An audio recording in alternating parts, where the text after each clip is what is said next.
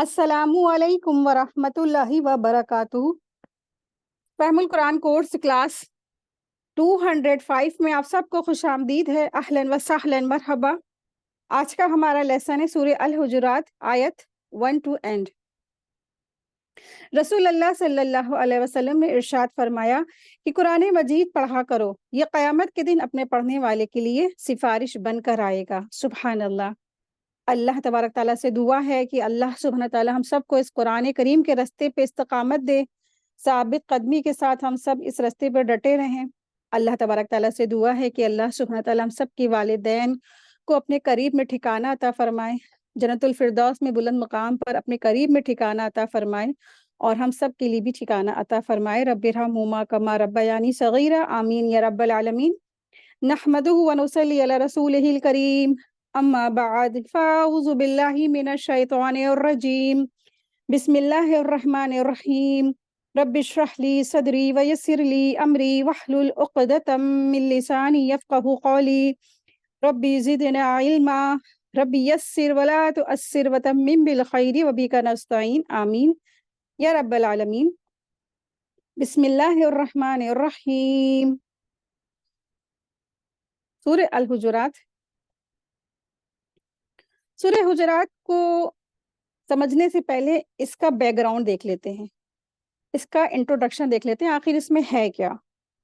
तो हुजुरात दरअसल ये जामे लफ्ज़ है, प्लूरल वर्ड है और ये हुजरों का जमा है। हुजुरात दरअसल कहते हैं अरबी ज़बान में, हुजुरात यानी हुजरे की जमा है। और हुजरे क्या होते हैं? वो रूम्स होते थे, वो छोटे-छोटे कमरे होते थे। तो छोटे-छोटे रूम्स या कमरे जो मिट्टी से या खजूर की चटाइयों से या खजूर के पत्तों से तैयार किए जाते थे, जिसके अंदर सिर्फ़ और सिर्फ़ इतनी जगह होती थी कि सिर्फ़ 2 लोग लेट जाएँ। बस इससे ज़्यादा कोई जगह नहीं होती थी। और इन्हीं हुजुरात को इन्हीं हुजरों को दरअसल हुजरात कहा जाता है अरबी ज़बान में। और ये सूरत दरअसल मदनी सूरत है। और आप जब कभी इंशाअल्लाह जाएँगे मदीना में, तो वहाँ एक मदीना में जो एक जगह है जहाँ पर मदीना में जितनी भी चीज़ें हैं उसके मॉडल उन्होंने बना रखे हैं। तो उस मॉडल में उन्होंने बना रखा है कि रसूलुल्लाह सल्लल्लाहु अलैहि वसल्लम के और उम्महातुल मोमिनीन के जो हुजरे थे वो किस तरीके से हुआ करते थे मस्जिद नबवी के अंदर। तो उन्होंने जो उसके एग्ज़ाम्पल या मॉडल तैयार किए बिल्कुल छोटे-छोटे से होते थे, कि बस एक बेड की ही जगह होती थी या बस इंसान एक बैठ जाए नमाज़ पढ़ ले, इतनी सी जगह होती थी। तो तकरीबन ये 7-8 हुजरे होते थे और ये कच्चे होते थे और इस पर टाट के पर्दे पड़े होते थे। तो अल हुजुरात यानी हुजरे की जमा है। और दरअसल ये सूरत मदनी है और इस सूरत के 2 ख़ास बुनियादी सब्जेक्ट हैं।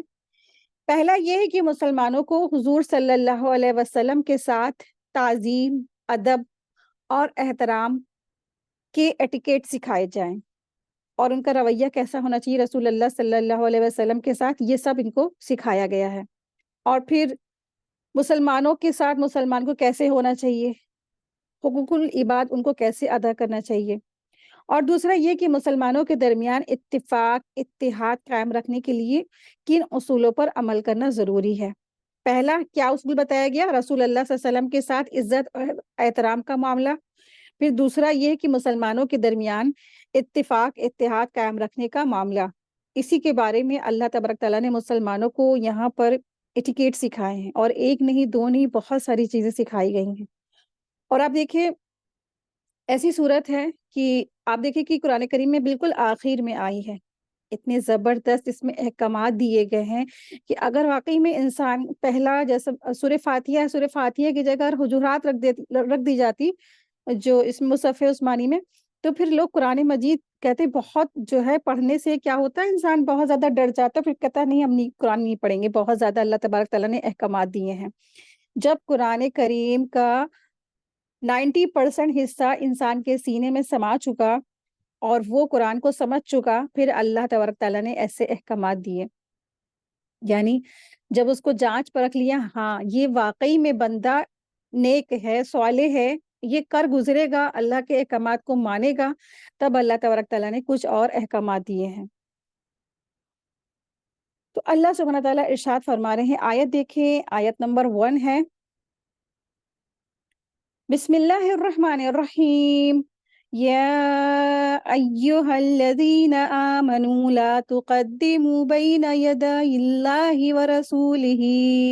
ورسولہ واتقوا اللہ ان اللہ سمیع علیم۔ اے ایمان والو، اللہ اور اس کے رسول سے آگے نہ بڑھو اور اللہ سے ڈرتے رہا کرو، یقیناً اللہ تعالیٰ سننے والا ہے اور جاننے والا ہے۔ دراصل سورت کی شروعات کی جو 5 آیتیں ہیں ایک خاص موقع پر نازل ہوئی تھی۔ حضور اقدس صلی اللہ علیہ وسلم کے پاس عرب کے قبیلے کے بہت سے وفد یعنی گروپ آیا کرتے تھے، اور حضور پاک صلی اللہ علیہ وسلم ان میں سے کسی کو آئندہ کے لیے قبیلے کا امیر مقرر فرما دیتے تھے۔ ایک مرتبہ قبیلہ تمیم کا ایک وفد رسول اللہ صلی اللہ علیہ وسلم کی خدمت میں آیا۔ ابھی آپ نے ان میں سے کسی کو امیر بنایا نہیں تھا اور نہ اس سلسلے میں کوئی بات کی تھی، لیکن آپ کی موجودگی میں حضرت ابو بکر اور حضرت عمر رضی تعالیٰ عنہما نے یہ مشورہ کر دیا کہ ان میں سے کس کو امیر بنایا جائے۔ حضرت ابو بکر رضی تعالیٰ عنہ نے ایک نام لیا اور حضرت عمر رضی تعالیٰ عنہ نے دوسرا۔ پھر دونوں بزرگوں نے اپنی اپنی رائے کی تائید اس طرح شروع کر دی کہ کچھ بحث کا جو اندازہ پیدا ہو گیا اور اس میں دونوں کی آوازیں بلند ہو گئیں۔ اس پر پہلی 3 آیتیں نازل ہوئیں۔ پہلی آیات میں یہ ہدایت دی گئی ہے کہ جن معاملات کا فیصلہ نبی صلی اللہ علیہ وسلم کو کرنا ہے اور آپ نے ان کے بارے میں کوئی بھی مشورہ طلب نہ فرمایا ہو تو ان معاملات میں آپ سے پہلے کوئی رائے قائم کر لینا اور اس پر اصرار یا بحث کرنا آپ کے ادب کے خلاف یعنی رسول اللہ صلی اللہ علیہ وسلم کے ادب کے خلاف ہے۔ کسی بھی معاملے میں آپ صلی اللہ علیہ وسلم سے آگے بڑھنا مسلمانوں کے لیے درست نہیں ہے۔ تو دراصل یہ سب واقعات ہوئے، صحابہ میں اس طرح سے بحثیں چھڑی، تو الحمدللہ صحابہ کی بھی جو اس طرح سے بحث مباحثہ ہوتا تھا وہ بھی ان کے اپنے پرسنل کے لیے نہیں ہوتا تھا، ذاتی مفاد کے لیے نہیں ہوتا تھا، وہ تو صرف اور صرف دین کی ہی بھلے کی باتیں سوچتے تھے۔ ان کا اٹھنا بیٹھنا جینا مرنا سب دین اور اللہ اور رسول کی خاطر ہوتا تھا۔ لیکن اللہ تبارک تعالیٰ کی مشیت کے مطابق یہ سارے معاملات واقعات ہوئے تاکہ امت کے جو مسلمان ہیں، امت محمدیہ ہے، ان کی بھی رہنمائی ہو سکے ان واقعات کے ذریعے۔ تو اصل میں اللہ سبحانہ تعالیٰ یہاں پر ارشاد فرما رہے ہیں، یا ایھا الذین، اے لوگوں جو ایمان لائے ہو۔ تو دراصل آپ سے اور ہم سے خطاب ہے، ایمان والوں سے خطاب ہے۔ کیا خطاب ہے؟ اللہ سبحانہ تعالیٰ کیا فرما رہے ہیں؟ لا تقدموا بین یدی اللہ ورسولہ واتقوا اللہ، اللہ اور اس کے رسول سے آگے نہ بڑھو اور اللہ سے ڈرتے رہا کرو۔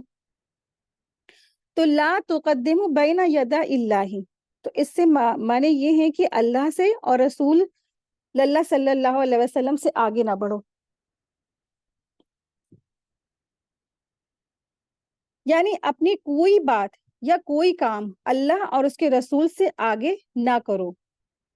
تو اس آیت میں اللہ اور اس کے رسول پر ایمان لانے کا بنیادی تقاضا بیان کیا گیا ہے کہ جب تم اللہ کو اپنا رب اور رسول اللہ کو اپنا ہادی اور رہبر مانتے ہو تو پھر ان کے پیچھے چلو، آگے مت بڑھو، اپنے فیصلے خود ہی نہ کرنے لگو، بلکہ یہ دیکھو کہ اللہ اور اس کے رسول کا کیا حکم ہے،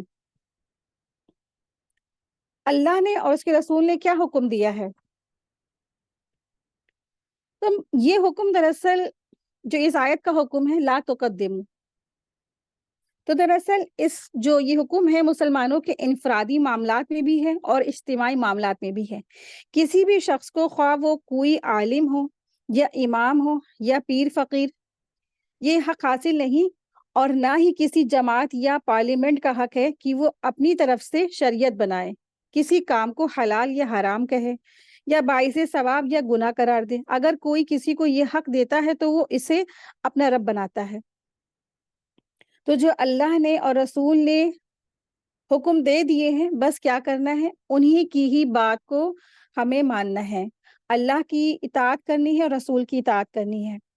تو اس کے علاوہ اگر کوئی بھی یہ کہتا ہے کہ اس بات کو مانو، اس شریعت کو فالو کرو، تو نہیں، دراصل پھر کیا ہے، اس طرح سے اگر کیا تو یہودیوں نے بھی تو یہی کیا تھا، انہوں نے کتاب اللہ کو پیچھے رکھا، اپنے علماء اور احبار کو انہوں نے اپنا رب بنا لیا، یعنی انہوں نے ان کو حرام اور حلال کے حق دے دیے تھے۔ تو حرام اور حلال کا تو حق کس کا ہے؟ اللہ تبارک تعالیٰ کا ہے۔ آیت دیکھیں، آیت نمبر 2 ہے۔ اللہ سبحانہ تعالیٰ ارشاد فرما رہے ہیں، بے شک جو لوگ رسول اللہ صلی اللہ علیہ وسلم کے حضور میں اپنی آوازیں پست رکھتے ہیں، یہی وہ لوگ ہیں۔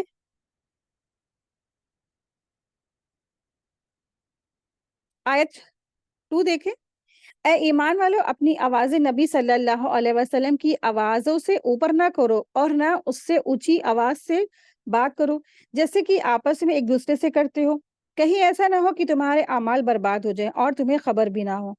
تو یہ آیت بہت ہی رونگٹے کھڑے کر دینے والی ہے، بہت ہی ڈرا دینے والی ہے۔ تو اللہ سبحانہ تعالیٰ نے ارشاد فرمایا، یا ایھا الذین، پھر ہی ایمان والوں سے خطاب ہے، اور دوسرا یہاں پہ اللہ تبارک تعالیٰ نے حکم ایک اور دیا ہے کہ لا ترفعوا، اے ایمان والو، نہ تم بلند کرو اصواتکم، اپنی آوازوں کو، فوق صوت النبی، نبی صلی اللہ علیہ وسلم کی آواز کے اوپر، ولا تجہروا، اور جو ہے نہ تم جو ہے ظاہر کرو اور نہ اپنی آواز کو اتنا بلند کرو، لہو بالقولی کجہری بعضکم لبعض ان تحبط اعمالکم، اور اپنی آوازیں نبی صلی اللہ علیہ وسلم کی آواز سے اوپر نہ کرو اور نہ اس سے اونچی آواز سے بات کرو، نہ آواز اونچی کرنا ہے رسول اللہ صلی اللہ علیہ وسلم کی آواز سے، اور نہ ہی آپ صلی اللہ علیہ وسلم سے اونچی آواز میں بات کرنا ہے۔ دو حکم دیے گئے، اور جیسے اللہ سبحانہ تعالیٰ فرما رہے، جیسے تم آپس میں نا ایک دوسرے سے باتیں کرتے ہو نا، تمہیں اس طرح سے بالکل بھی بات نہیں کرنا ہے۔ بات کیسے کرنے ہیں؟ ادب اور احترام کے ساتھ میں۔ اللہ سبحانہ تعالیٰ ارشاد فرما رہے ہیں، یا ایھا الذین آمنوا لا ترفعوا اصواتکم فوق صوت النبی۔ تو پچھلی آیت میں ایمان والوں کو اپنے قول اور فعل میں رسول اللہ صلی اللہ علیہ وسلم سے آگے بڑھنے سے منع فرما دیا۔ اس آیت میں آپ صلی اللہ علیہ وسلم کے سامنے بولنے کی کیفیت میں بھی آپ سے بڑھنے کو منع فرما دیا، یعنی کہ پچھلی آیت میں قول اور فعل یعنی معاملات میں رسول اللہ صلی اللہ علیہ وسلم سے اوپر جانے کو منع کر دیا، یہاں پر اب کیا معاملہ ہے؟ آواز کو بھی بلند نہیں کرنا ہے۔ چنانچہ فرمایا کہ آپ صلی اللہ علیہ وسلم کی موجودگی یا آپ کی مجلس میں ایک دوسرے سے بات کرتے ہوئے بھی اپنی آواز آپ صلی اللہ علیہ وسلم کی آواز سے اوپر نہ ہو، اونچی نہ ہو۔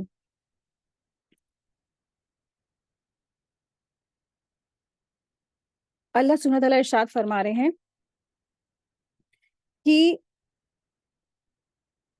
بلند، تم اپنی آواز کو کیا نہ کرو، نبی صلی اللہ علیہ وسلم کی آواز سے آگے بلند نہ کرو۔ تو کسی بھی مجلس میں رسول اللہ صلی اللہ علیہ وسلم کی مثلا حدیث کا بیان ہو رہا، اب ہم تو یہ سوچنے لگے نا کہ یہ تو واقعہ سے ریلیٹڈ بات ہے، اس میں جو اپلائی وہ کریں گے جو صحابہ تھے، اب ہم تو اس سے کوئی لینا دینا نہیں، تو ایسا نہیں ہے۔ یہ قرآن کی آیات ہے، قیامت تک کے لیے سارے مسلمانوں کے اوپر یہ احکامات لاگو ہوں گے۔ تو ہمارے لیے اس میں سبق یہ ہے کہ اگر ہمارے آس پاس یا کوئی ہم آن لائن کلاس پڑھ رہے ہیں، یا ہمارے گھروں میں کوئی حدیث کی بات ہو رہی ہے، یا کوئی مجلس ہے، تو کسی بھی مجلس میں رسول اللہ صلی اللہ علیہ وسلم کی حدیث بیان ہو رہی ہے، تو آپ صلی اللہ علیہ وسلم کا آداب کا تقاضا یہ ہے کہ اس کے مقابلے میں کسی شخص کا قول کا ذکر نہ کیا جائے، کیونکہ یہ بھی آپ صلی اللہ علیہ وسلم کی آواز سے اپنی آواز کو اونچا کرنا ہے، بلکہ مخالفت کی وجہ سے یہ اس سے بھی سنگین بے ادبی ہے۔ بعض لوگوں کا معاملہ بڑا عجیب ہے کہ وہ لوگوں کو باور کراتے ہیں کہ رسول اللہ صلی اللہ علیہ وسلم اور ان کی مجلس میں موجود ہیں ہم ہیں، تو جب کچھ لوگ ایسے ہوتے نا کہ آپ نے دیکھا ہوگا کہ وہ یہ کہتے ہیں کہ رسول اللہ صلی اللہ علیہ وسلم اس مجلس میں موجود ہے، ان کا ایسا عقیدہ ہے، اور پھر اتنی اونچی آواز میں وہ خود لوگ بولتے ہیں، چلا چلا کے اشعار پڑھتے ہیں کہ سننے والوں کے کان کے پردے تک کی پھٹنے کے قریب ہوتے ہیں۔ اس کے باوجود رسول اللہ صلی اللہ علیہ وسلم سے وہ محبت کے بڑے بڑے دعوے دار بن جاتے ہیں۔ تو دراصل کیا ہے، اب مثلاً جیسے عید میلاد النبی ہے نا، عید تو پہلی بات تو کہنا نہیں چاہیے، اور 12 وفات یا 12 ربیع اول کا وقت کہ دعویٰ تو آپ کر رہے ہیں کہ رسول اللہ صلی اللہ علیہ وسلم کے آپ محبت کے دعوے دار ہیں، اپنے گھروں میں میلاد پڑھ رہے ہیں، آپ صلی اللہ علیہ وسلم کی بہت ساری حدیثیں بھی پڑھی جاتی ہیں، اور پھر بہت سارا آپ صلی اللہ علیہ وسلم کا ذکر بھی کیا جاتا ہے، نام بھی لیا جاتا ہے، لیکن پھر کیا ہوتا ہے، کہیں کہیں پہ ڈی جے بج رہا ہوتا ہے، کہیں پہ گانے بج رہے ہوتے ہیں، کہیں پہ شربتیں بٹ رہے ہوتے ہیں، کہیں پہ مٹھائیاں بٹ رہی ہوتی ہیں، اور ادھر تذکرہ ہوتا ہے اور بات ہو رہی ہوتی ہے، مجلس ہو رہی ہوتی ہے، دوسری طرف یہ چیزیں بٹ رہی ہوتی ہیں، لٹ رہی ہوتی ہیں، چیخ پکار مچی ہوتی ہے، شور مچا ہوتا ہے۔ تو اللہ سبحانہ تعالیٰ نے منع فرما دیا ہے کہ نبی صلی اللہ علیہ وسلم کا ادب تو یہ ہے کہ ان کے سامنے جب ان کا بات ہو، جب ان کا ذکر ہو، یا آپ صلی اللہ علیہ وسلم سامنے موجود ہے، تو ان کے سامنے آوازوں کو بلند نہیں کرنا ہے۔ بلند کرنے سے اللہ تبارک تعالیٰ نے منع فرما دیا ہے۔ وَلَا تَجْهَرُوا لَهُ بِالْقَوْلِ، اور نہ بات کرنے میں اس کے لیے آواز اونچی کرو۔ تو اللہ تبارک تعالیٰ نے ایمان والوں کو اس ادب کی تعلیم دی ہے، اور اس لیے کہ نا بعض جو اکھڑ قسم کے جو دیہاتی یا عربی رسول اللہ صلی اللہ علیہ وسلم سے اسی طرح اونچی آواز میں بات کرتے اور آپ کو اس طرح نام لے کر خطاب کرتے تھے جس طرح کی وہ ایک دوسرے کو آپس میں بات کر کے مخاطب کرتے تھے۔ چنانچہ فرمایا، اور نہ آپ صلی اللہ علیہ وسلم سے اس طرح اونچی آواز میں بات کرو جس طرح تم ایک دوسرے سے اونچی آواز میں بات کرتے ہو، اور نہ ہی اس طرح آپ کو نام لے کر مخاطب کرو کہ جس طرح ایک دوسرے کو مخاطب کرتے ہو۔ مثلاً یعنی مثال کے طور پر وہ کہتے تھے نا کہ آپ صلی اللہ علیہ وسلم کو اے محمد، اے محمد، اس طرح سے، تو یہ کہنے کے بجائے تم کہو اے اللہ کے رسول، یا کہو یا رسول اللہ، یا اللہ کے نبی، اس طرح سے کہا کرو۔ یہ ادب دراصل سورہ نور میں بھی آ چکا ہے، اس طرح سکھایا اللہ تبارک تعالیٰ نے وہاں پر بھی۔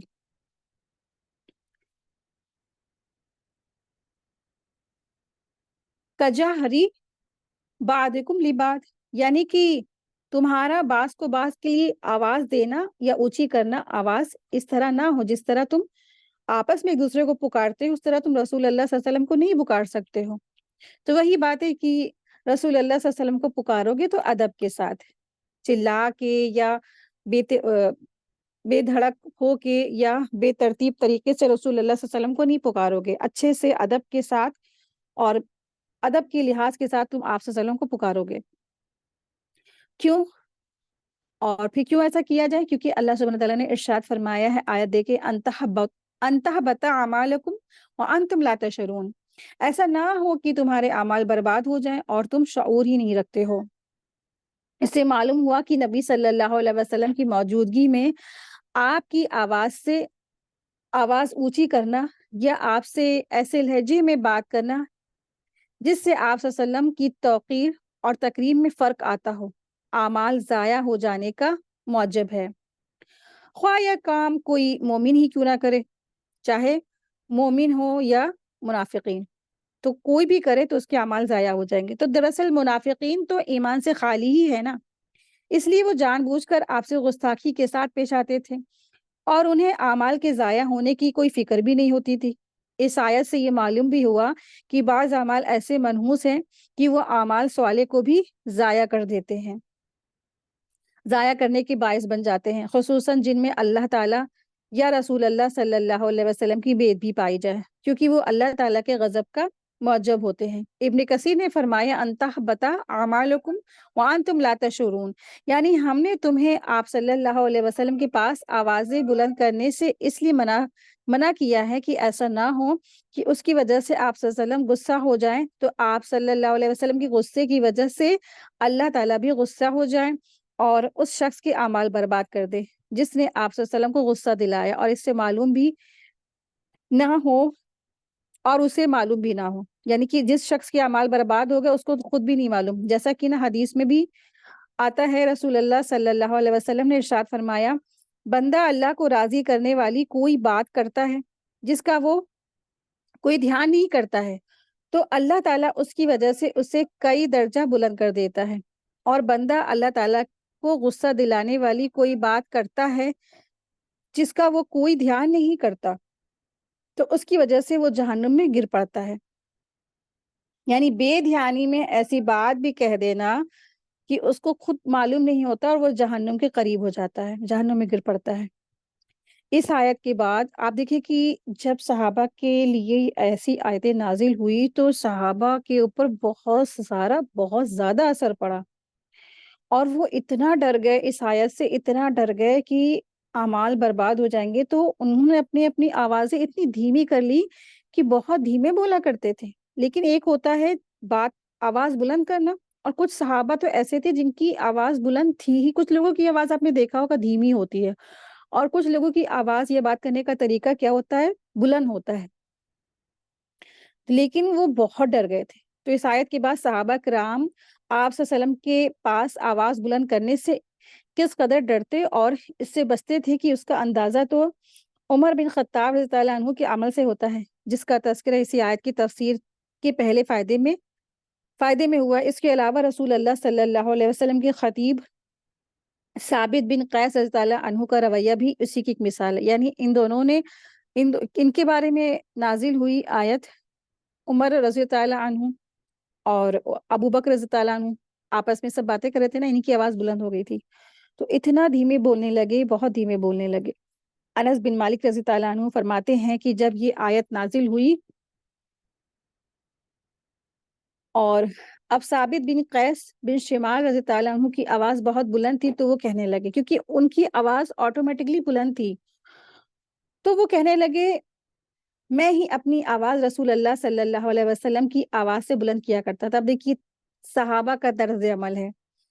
ہمارے اور آپ کے لیے احکامات نازل ہوتے، ہم سمجھتے ہیں نہیں یہ ہمارے لیے نہیں، کسی اور کے لیے ہے، اپنے کسی فیملی ممبر کو وہاں پہ رکھ دیتے ہیں، یا اپنے کسی پڑوسی کے بارے میں سوچ لیتے ہیں، یا کوئی بھی اس کو اس آیت میں سیٹ کر دیتے ہیں۔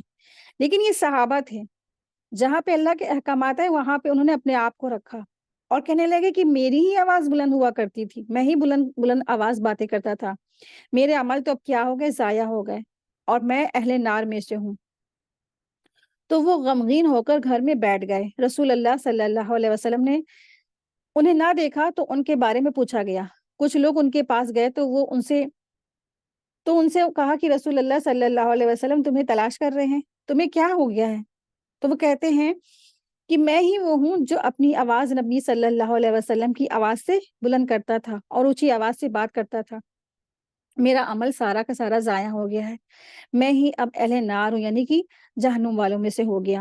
لوگوں نے آ کر رسول اللہ صلی اللہ علیہ وسلم کو ان کی بات بتائی تو نبی صلی اللہ علیہ وسلم نے فرمایا نہیں، بلکہ وہ اہل جنت میں سے ہے۔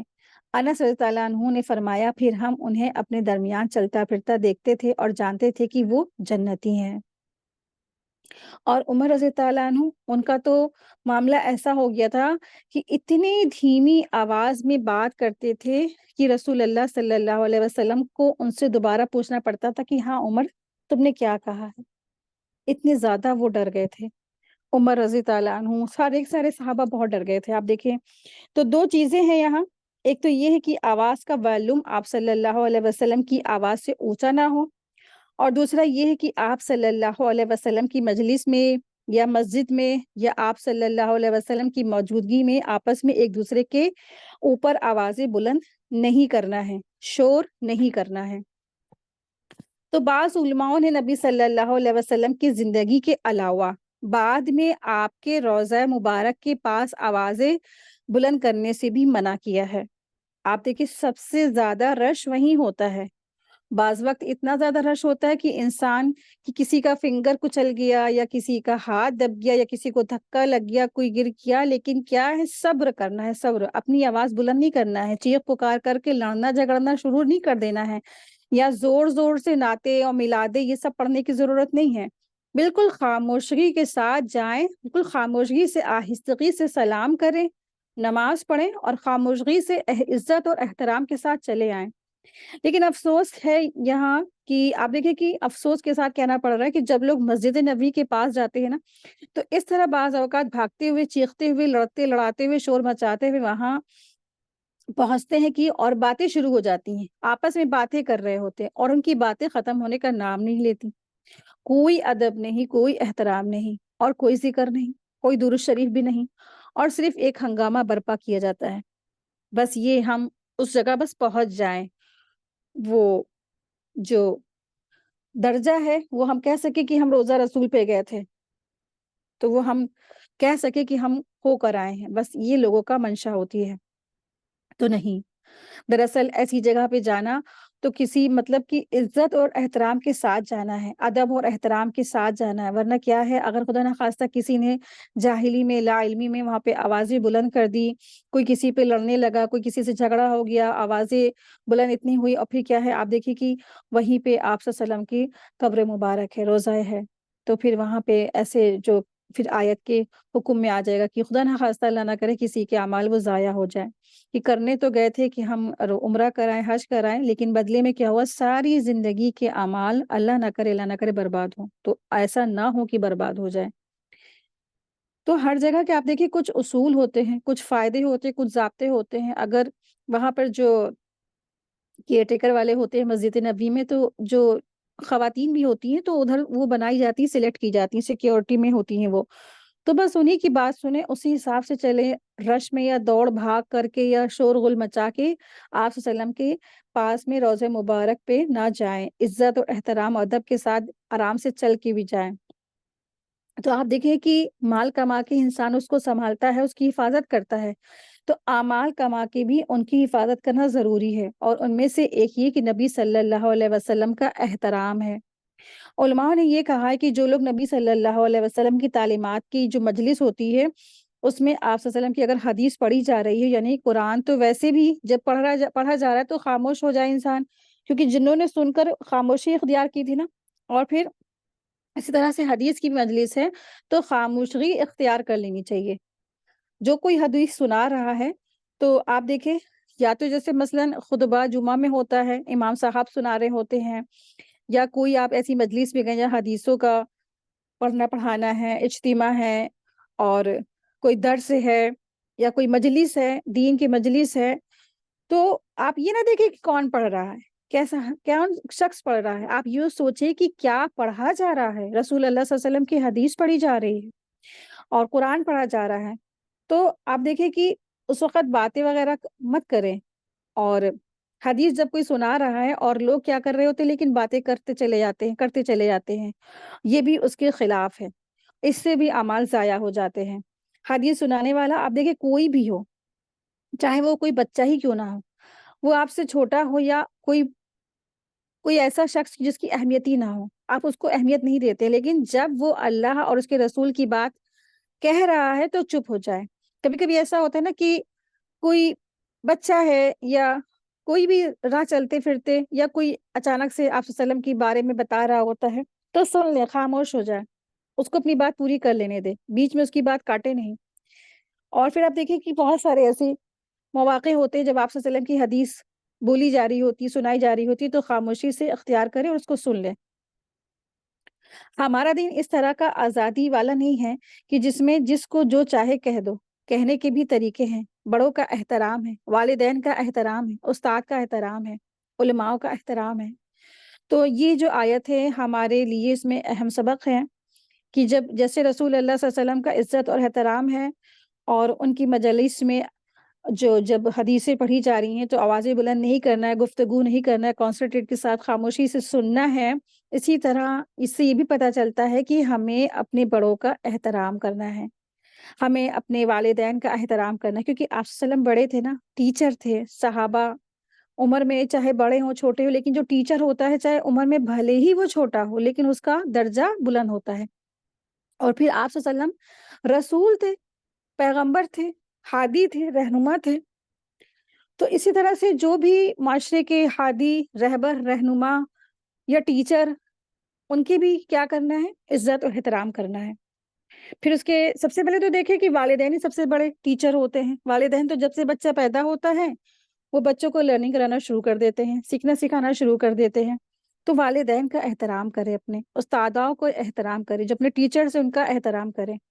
اور جو علماء ہیں، علماء کا احترام بھی کرنا ضروری ہے. اسی طرح یہ بھی کہا گیا ہے کہ علماء دراصل انبیاء کے وارث ہے. اگر نبی کی مجلس میں آواز بلند کرنے کی اجازت نہیں ہے نا، تو علماء کی مجلس میں بھی آوازیں بلند کرنے کی इजाजत नहीं है, और उनकी मजलिस में भी आवाज बुलंद नहीं करनी चाहिए, और उलमा का भी एहतराम करना चाहिए। यानी इल्म वालों का एहतराम हमारे दीन का एक हिस्सा है। बाज़ वक़्त होता है कि बहुत सारे लोग जो होते हैं एक्सपर्ट नहीं होते हैं, कुछ होते हैं एक्सपर्ट और कुछ नहीं होते हैं एक्सपर्ट। कोई बोलने में बहुत माहिर होते हैं, कोई बोलने में नहीं माहिर होते हैं। तो अल्लाह का दीन है, अल्लाह ताला जिसको भी अपने दीन के लिए चुन ले और अल्लाह ताला जिससे अपने दीन का काम करवा ले। तो जो भी कोई आपके पास में बात पहुँचा रहा है, दीन पहुँचा रहा है, तो कभी भी अपने टीचरों का मज़ाक नहीं उड़ाएँ। देखिए, तो आप कितनी बड़ी बात है ना कि आवाज़ बुलंद नहीं करना है। अगर कोई टीचर बात बता रही है, समझा रही है, कोई बात पहुँचा रही है, तो बीच में बात नहीं काटना। अक्सर ये होता है कि बातें बीच में काट दी जाती, कट कर दी जाती हैं। बीच में खूब तेज़ बुलंद में अपनी आवाज़ को बुलंद किया, सामने जो बोल रहा था उसकी तो बात कट हो गई, रुक हुई। तो ये सब चीज़ें क्या है, इज़्ज़त और अदब के खिलाफ आती हैं। कोई बात अगर कही जा रही है तो उसका पूरा सुन ले, फिर उसके बाद अपनी जो है बात सामने रखे। तो दीन में बहुत गहराइयाँ हैं। अक्सर ये होता है कि इंसान जो होता है ना, समझ रहा होता है कि हमने बहुत नेकियां कर ली, हम 5 वक्त की नमाज भी पढ़ते हैं, हम तहज्जुद गुजार भी हैं, हमने अपने वालिदैन के साथ भी हुस्न सलूक किया है, शौहर के भी हुकूक अदा किए हैं, ये सब कुछ किया है। लेकिन कुछ छोटी सी मिस्टेक होती है, और ये तो मिस्टेक छोटी नहीं कही जाने वाली, ये तो बड़ी सी मिस्टेक है।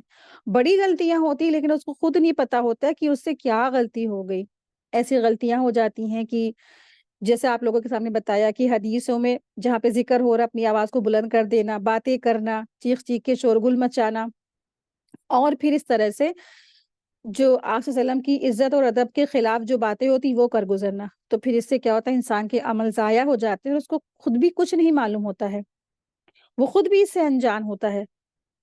अल्लाह सुब्हानहू तआला ने फरमा भी दिया ना, व अंतुम ला तशउरून, और तुम्हें शऊर ही नहीं है। तुम शऊर ही नहीं रखते, तुम्हें इतना अकल ही नहीं है। तुम्हें पता भी नहीं तुमने तुम्हारे साथ हुआ क्या है। आयत देखिए, आयत नंबर है 3। बेशक जो लोग रसूल अल्लाह सल्लल्लाहु अलैहि वसल्लम के हुजूर में अपनी आवाज़ें पस्त रखते हैं, यही वो लोग हैं जिनके दिलों को अल्लाह ताला ने परहेज़गारी के लिए जाँच लिया है। इनके लिए मग़फ़िरत और बड़ा सवाब है। यानी इसमें उन लोगों की तारीफ़ फ़रमाई गई है, जो रसूल अल्लाह सल्लल्लाहु अलैहि वसल्लम की अज़मत और जलालत का ख़याल रखते हुए अपनी आवाज़ें पस्त रखते हैं। तो उनके लिए बशारतें हैं, जो काम ऐसा करते हैं कि अपनी आवाज़ों को पस्त रखते हैं, और चाहे उनकी मजलिस हो, और चाहे कोई दीन का इदारा जहाँ पे उनकी ज़िक्र किया जा रहा है रसूल अल्लाह सल्लल्लाहु अलैहि वसल्लम का, चाहे रोज़ा रसूल पे गए हों, और फिर चाहे आप सल्लल्लाहु अलैहि वसल्लम के मस्जिद नबवी में हों। आप देखिए, मस्जिद के अंदर भी आवाज़ें बुलंद करना मना किया गया है। तो मस्जिद के अंदर हो, चाहे रोज़ा रसूल हो, चाहे हदीस की मजलिस हो, चाहे कुरान और दीन की मजलिस हो, कोई भी दर्स हो, तो वहाँ पर ये क्या करते हैं, अपनी आवाज़ें बुलंद नहीं करते हैं। तो यही लोग अल्लाह सुब्हानहू तआला फरमा रहे हैं, जिनके दिलों को अल्लाह तबारक तआला ने परहेज़गारी के लिए जाँच लिया है, और इनके लिए बदले में क्या है, मग़फ़िरत है और बड़ा अजर है। व अज्रुन अज़ीम का इनके लिए खुशी है। आयत देखिए, आयत नंबर है 4।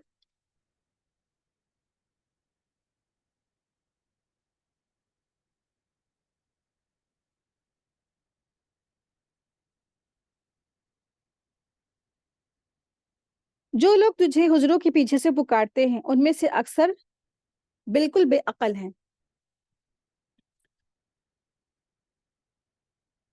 तो आप सल्लल्लाहु अलैहि वसल्लम की जो मजलिस होती थी, आप सल्लल्लाहु अलैहि वसल्लम मजलिस में दर्स देते थे, और फिर कुछ वक़्त ऐसा होता था कि जब रसूल अल्लाह सल्लल्लाहु अलैहि वसल्लम आराम के लिए चले जाते थे। तो इस दरमियान बहुत सारे लोग आप वसल्लम को चीख-चीख कर पुकारते थे। तो अल्लाह तबारक तआला ने उन लोगों की मज़म्मत फरमाई है, जो आपको आपके मकानों के पीछे से आपको आवाज़ें देते हैं और पुकारते हैं। और जिस तरह जो आराबी, यानी कि जो अरबी का ज़िक्र है, यानी कि देहाती बदवी जो किस्म के जो लोग होते थे, आउट ऑफ जो सिटी से लोग आते थे, तो वो जैसे बात करने का उनके अंदर अक्खड़ मिजाज होता है ना, ये तरीका नहीं होता, ये तहज़ीब नहीं होती है। बस ऐसे ही, बस किसी को भी जैसे दिल चाहा पुकार दिया। तो इसी तरह से वो भी रसूल अल्लाह सल्लल्लाहु अलैहि वसल्लम को पुकारते थे। तो दरअसल क्या है, ये बिल्कुल बेअक्ल हैं। तो इनके अंदर अकल नहीं है, उनको भी एटिकेट सिखाए जा रहे हैं, उनको भी तमीज़ और तहज़ीब सिखाई जा रही है। अक्सर आप देखिए, ये होता है कि जब भी कोई इंसान है, वो टीचर हो, आप देखिए कि रसूल अल्लाह सल्लल्लाहु अलैहि वसल्लम टीचर हैं, हादी हैं, रहनुमा हैं। تو آپ صلی اللہ علیہ وسلم کے ساتھ اب دیکھیں کہ آپ صلی اللہ علیہ وسلم کا جو فریضہ تھا، اب جو بھی کوئی شخص وہ انجام دے گا، مثلاً یعنی کہ علماء ہی انبیاء کے وارث ہوتے ہیں. کوئی علماء ہے، کوئی طالب علم ہے یا علم والا ہے کوئی، یا کوئی ٹیچر ہے جو دینی علوم لوگوں کو سکھاتا ہے، اور پھر یا پھر حکمران ہے، یا کوئی ایسا مسلم شخصیت ہے جو لوگوں کو رہنمائی فرماتا ہے. اب کیا ہے کہ بہت سارے لوگ ہر وقت اس کو کال پہ کال کر رہے ہیں. اب وہ کہاں کہاں اس کا جانا ہے، کدھر کدھر اٹھنا بیٹھنا، اور پھر ہر وقت کالیں، یا پھر اس کے گھر میں اچانک سے بنا بتائے بنا کچھ کہے چلے گئے، تو یا پھر گھر کے باہر سے آ کر کے زور زور سے آوازیں دینا، تو یہ سب کیا ہے؟ تمیز کے خلاف ہے، ادب کے خلاف ہے. جیسے رسول اللہ صلی اللہ علیہ وسلم کے حجروں کے باہر سے لوگ پکارتے تھے نا، گوار قسم کے لوگ، جو جیسے الٹریٹ یا بدوی قسم کے لوگ، تو اسی سے منع کیا گیا ہے. دراصل یہ آیت جو ہے نا، قبیلہ بنو تمیم کے بعض کچھ عرابی جو تھے تو ان کے بارے میں نازل ہوئی. تو دراصل وہ جو عرابی ان کو کہتے ہیں جو تھوڑے سے گاؤں ٹائپ کے قسم کے جو لوگ ہوتے ہیں، جنہوں نے ایک دن دوپہر میں رسول اللہ صلی اللہ علیہ وسلم، جب آپ صلی اللہ علیہ وسلم قیلولہ کر رہے تھے، حجرے سے باہر کھڑے ہو کر زور زور سے رسول اللہ صلی اللہ علیہ وسلم کو آواز دینا شروع کر دیا اور کہا یا محمد یا محمد کی آوازیں لگانا شروع کر دی، تاکہ آپ صلی اللہ علیہ وسلم باہر تشریف لے آئے. یعنی کچھ مسئلے مسائل ہو گئے ہوں گے، کسی کوئی بات پوچھنی ہوگی، تو اس طرح سے انہوں نے آوازیں لگانا شروع کر دی. تو اس سے منع کیا گیا ہے کہ نہیں، تمہیں اس طرح سے آپ صلی اللہ علیہ وسلم کو نہیں پکارنا ہے، کیونکہ آپ صلی اللہ علیہ وسلم رہنما ہیں. اور وہ ایسا ان کے پر وقت ہوتا تھا کہ آپ دیکھیں کہ رسول اللہ صلی اللہ علیہ وسلم پوری رات سوتے نہیں تھے نا، اور خاص کر کے جو ان کا تہجد کا وقت تھا اس میں ہی وہ اللہ کے لیے کھڑے رہتے تھے، اور یہاں تک کہ پیروں میں سوجن آ جاتی تھی. اب 2 بجے سے یا 3 بجے سے رسول اللہ صلی اللہ علیہ وسلم جگ رہے ہیں اور عبادت کر رہے ہیں اللہ تعالیٰ، اللہ سبحانہ تعالیٰ کی. تو عبادت کر کر کے اب یہ جو قیلولہ کا وقت تھا، اتنا لمبا آپ صلی اللہ علیہ وسلم قیلولہ بھی نہیں کرتے تھے. دوپہر میں جیسے کھانا کھایا اور انہوں نے قیلولہ کیا، تو بس 15-20 منٹ یا آدھا گھنٹہ سے زیادہ کا آپ صلی اللہ علیہ وسلم قیلولہ بھی نہیں کرتے تھے. اتنی دیر میں لوگوں نے آ کے آفت مچانا شروع کر دیا کہ باہر آئیے یا محمد یا محمد. تو اللہ سبحانہ تعالیٰ نے اسی قسم کے لوگوں کو منع کر دیا کہ کیا ہے، جو لوگ آپ کو حجرے کے پیچھے سے پکارتے ہیں ان میں سے اکثر لوگ کیا ہے، بالکل بے عقل ہیں. تو اب ان کو عقل دلائی جا رہی ہے، ان کو شعور دلایا جا رہا ہے کہ ٹھیک ہے تمہیں اب دوبارہ ایسا نہیں کرنا ہے.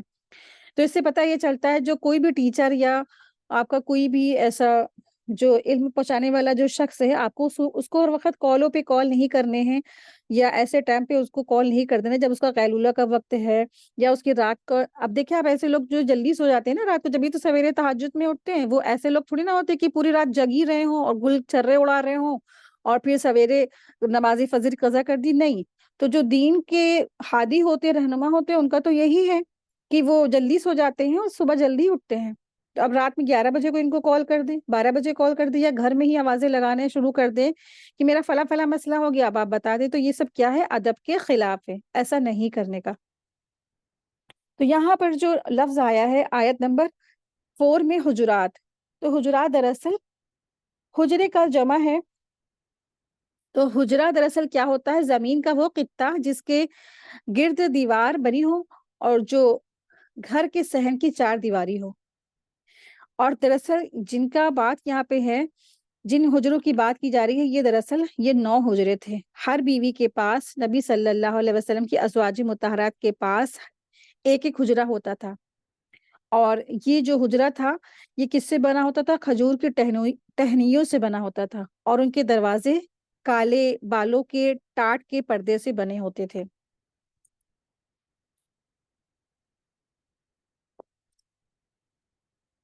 آیت دیکھیں، آیت نمبر ہے 5.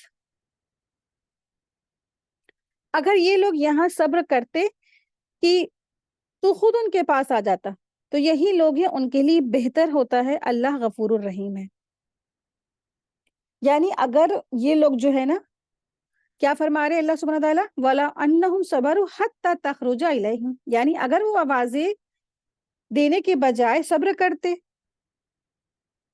اور آپ صلی اللہ علیہ وسلم کے تشریف لانے کا انتظار کرتے، تو ان کے لیے بہتر ہوتا. کیونکہ اس صبر کا اور انتظار کرنے کا آپ صلی اللہ علیہ وسلم کا جو ادب ملحوظ رکھنا ہے، اور پھر انہیں اس کا اجر و ثواب مل جاتا. رسول اللہ صلی اللہ علیہ وسلم زیادہ خوش دلی کے ساتھ ان سے ملتے اور زیادہ بہتر طریقے سے ان کی ضرورتیں پوری ہوتی۔ ظاہر ہے کہ جس شخص پر پوری امت کی ذمہ داری کا بوجھ ہو اور وہ ہر وقت اس فکر اور عمل میں مصروف ہو، اور آپ دیکھیں کہ اگر اس وقت نا جب وہ گھروں میں اگر ہیں اور یہ خیال کیے بغیر اس وقت وہ آرام کر رہے ہیں یا گھر کے کسی کام میں وہ مصروف ہیں، تو آواز دینا شروع کر دیا جائے، تو اس خیر کی توقع نہیں رکھنی چاہیے کہ جو صبر کے انتظار کے ساتھ ان کو حاصل ہوتی ہے۔ تو اس سے دراصل یہی پتہ چلتا ہے کہ جو حکمران یا استاذہ یا اہل علم یا کوئی بڑی کوئی شخصیت جو دین کا کام کر رہی ہے، تبلیغ کر رہی ہے، تو ان کو بھی ادب کے ساتھ ان کو بلانا ہے، پکارنا ہے، اور ہر وقت ان کو کال یا گھر میں جا کر کے ان کو ہر وقت اس طرح سے نہیں ان کو پریشان کرنا ہے۔ آپ نے دیکھا ہوگا جو کوئی بڑا حکمران یا کوئی ایسا ہوتا ہے تو ہر وقت اس کے گھروں پہ لوگوں کی بھیڑ جمع ہو جاتی ہے نا، اکٹھی ہو جاتی ہے کہ کیا ہے، فلاں سے ہمیں بس ملنا ہے، ہمارا کام یہ رکا ہے۔ تو اگر نہیں کوئی ملنے دیتا تو زور زور سے پکارنا اور چلانا شروع کر دیتے ہیں۔ تو ایسا نہیں کرنا ہے، اپائنٹمنٹ لے کے جائیں، بتا کے جائیں، انفارم کر کے جائیں، کال کر کے جائیں، ٹھیک ہے؟ اور کال کرنے کا بھی صحیح وقت ہوتا ہے، تو صحیح وقت میں کال کر کے جائیں۔ آیت دیکھیں، آیت نمبر ہے 6۔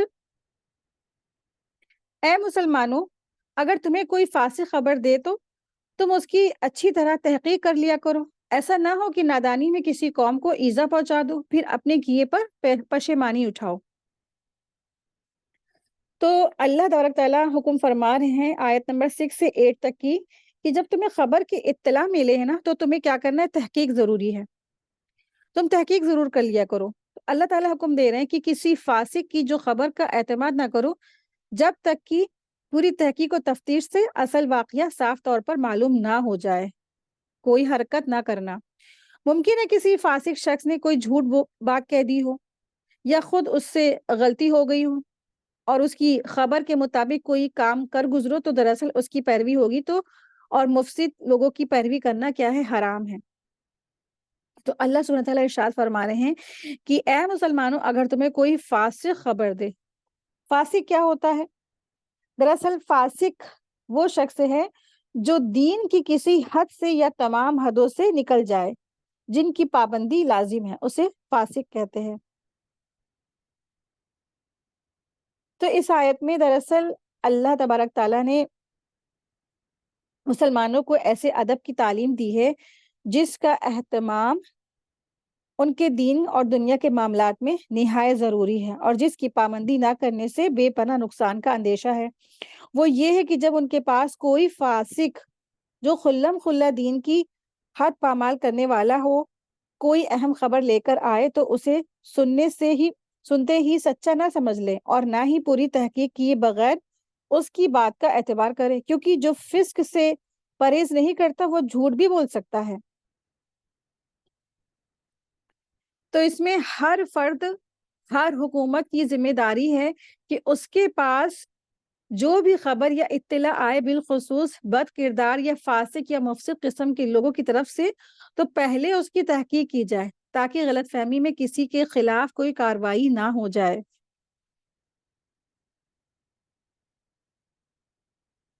فَتُصْبِحُوا عَلَىٰ مَا فَعَلْتُمْ نَادِمِينَ، پھر تم اس پر پیشیمان ہو جاؤ، کیونکہ نا جلد بازی اور بلا تحقیق کا کام کا جو نتیجہ کیا ہوتا ہے، پیشیمانی ہوتی ہے۔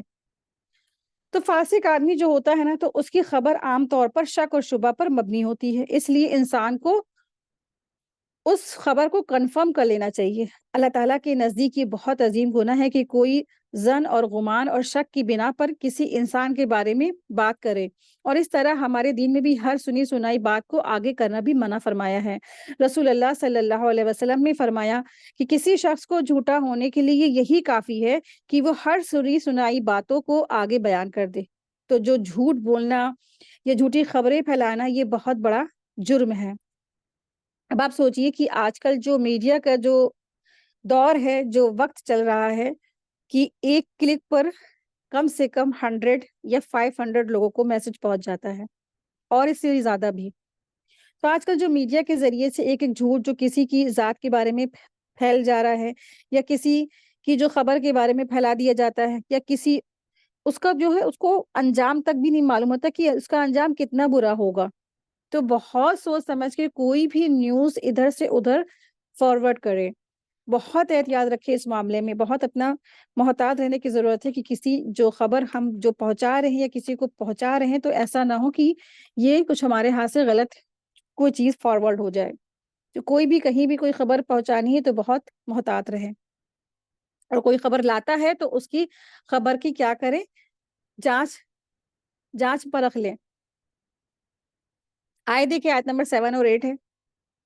اور جان رکھو کہ تم میں اللہ کے رسول موجود ہے, اگر وہ عموماً تمہارا کہا کرتے رہیں تو مشکل میں پڑ جاؤ گی, لیکن اللہ تعالیٰ نے ایمان کو تمہارا محبوب بنا دیا ہے اور اسے تمہارے دلوں کی زینت رکھی ہے, اور کفر کو اور بدکاریوں کو اور نافرمانی کو تمہاری نگاہوں میں ناپسندیدہ بنا دیا ہے. یہی لوگ راہ پائے ہوئے ہیں. آیت 8. اللہ تعالیٰ کے احسان و انعام سے, اور اللہ تعالیٰ دانا ہے اور باحکمت ہے. آیت 9 دیکھیں.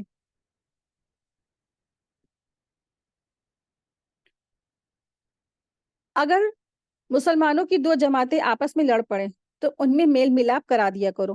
پھر اگر ان دونوں میں ایک دوسری جماعت پر ذاتی کرے تو تم سب اس گروہ میں سے جو ذاتی کرتا ہے لڑو, یہاں تک کہ وہ اللہ کے حکم کی طرف لوٹ آئے.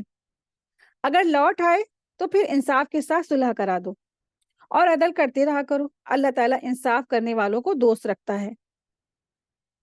آیت 10 دیکھیں.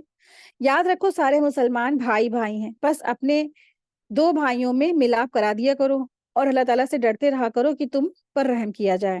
تو یہاں حکم ہو رہا ہے کہ اگر مسلمانوں کی کوئی دو جماعتیں اگر لڑنے لگ جائیں تو دوسرے مسلمانوں کو چاہیے کہ اس میں صلح کرا دیں. آپ دیکھیں کہ کیا ہم ایسا کرتے ہیں؟ ہم تو اور مزے سے اور نمک مرچ لگا کے باتوں کو ادھر سے ادھر یا تو فارورڈ کر دیتے ہیں یا تو پھر انٹرٹینمنٹ کرتے ہیں, ہے نا, خوش ہو جاتے ہیں کہ چلو اچھا ہوا دونوں جنے لڑ گئی ہیں. بہت زیادہ اطراتی تھی نا, اس طریقے سے ہم لوگ, یہ ہمارے مسلمانوں کا رویہ ہوتا ہے. تو ایسا نہیں ہے. یہ انسان کو کیا کرنا ہے, صلح کرا دے. اللہ تبارک تعالیٰ نے حدیث میں آتا ہے کہ اللہ تبارک تعالیٰ بندے کی مدد کرتا ہے جب تک بندہ اپنے بھائی کی مدد میں لگا رہتا ہے. اسی طرح سے یہ مسلم کی حدیث. اس طرح سے ایک اور حدیث میں آتا ہے جب کوئی مسلمان اپنے غیر حاضر مسلمان بھائی کے لیے اس کی پشت دعا کرتا ہے, یعنی پیٹھ پیچھے دعا کرتا ہے, تو فرشتہ کہتا ہے آمین, اور تجھے بھی اللہ تعالیٰ ایسا ہی دے. صحیح مسلم کی حدیث ہے. بخاری کی حدیث میں آتا ہے کہ اس بارے میں اور بھی بہت ساری حدیثیں ہیں. صحیح حدیث میں ہے مسلمانوں کے سارے اپنی محبت اور رحم دلی اور میل جول میں ایک جسم کی طرح سے ہیں. جب جسم کی کسی ایک حصے کو تکلیف ہوتی ہے تو سارا جسم کیا ہوتا ہے, تڑپ اٹھتا ہے. کبھی بخار آ جاتا ہے تو کبھی شب بیداری کی تکلیف ہوتی ہے. یعنی کہ مسلمان سب کے سب کیا ہیں, ایک جسم کے مانند ہیں. جسم میں کہیں پر بھی ایک تکلیف ہوتی ہے تو پورا جسم کیا ہوتا ہے, تکلیف دہ ہوتا ہے, تکلیف میں مبتلا ہوتا ہے. تو مسلمانوں کو تو اللہ تبارک تعالیٰ نے جسم کے ساتھ تشبیہ دی ہے. تو بھلا ایسا کیسے ہو سکتا ہے کہ ہماری کوئی مسلمان بہن ہے, اس کے بارے میں کوئی برا بھلا کہہ رہا ہے یا اس کے بارے میں کوئی بری بات پھیلائی جا رہی ہے یا کچھ کہا جا رہا ہے, تو یا کوئی لڑائی جھگڑا ہو گیا ہے تو ہم مزے لوٹے, مزے منائیں؟ نہیں. کیا کرنا ہے, ہمیں صلح کرا دینا ہے, امن کرا دینا ہے. مسند احمد کی حدیث میں ہے کہ مومن کا تعلق اہل ایمان سے ہوتا ہے جیسے سر کا تعلق جسم سے ہے. مومن اہل ایمان کے لیے وہی درد مندی رکھتا ہے جو درد مندی جسم کو سر کے ساتھ ہے. آیت دیکھیں, آیت نمبر ہے 11.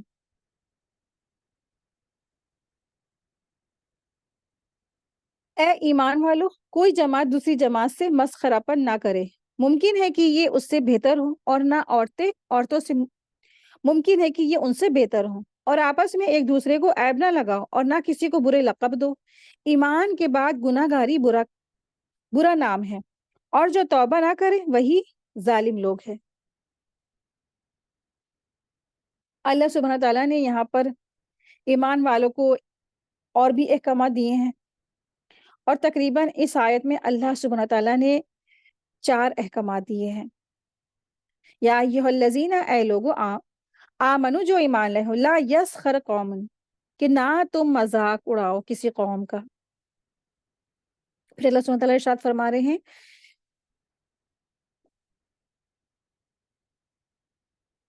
یہاں پر اللہ سبحانہ تعالیٰ نے ارشاد فرما دیا کہ مذاق نہیں اڑانا، ٹھیک ہے؟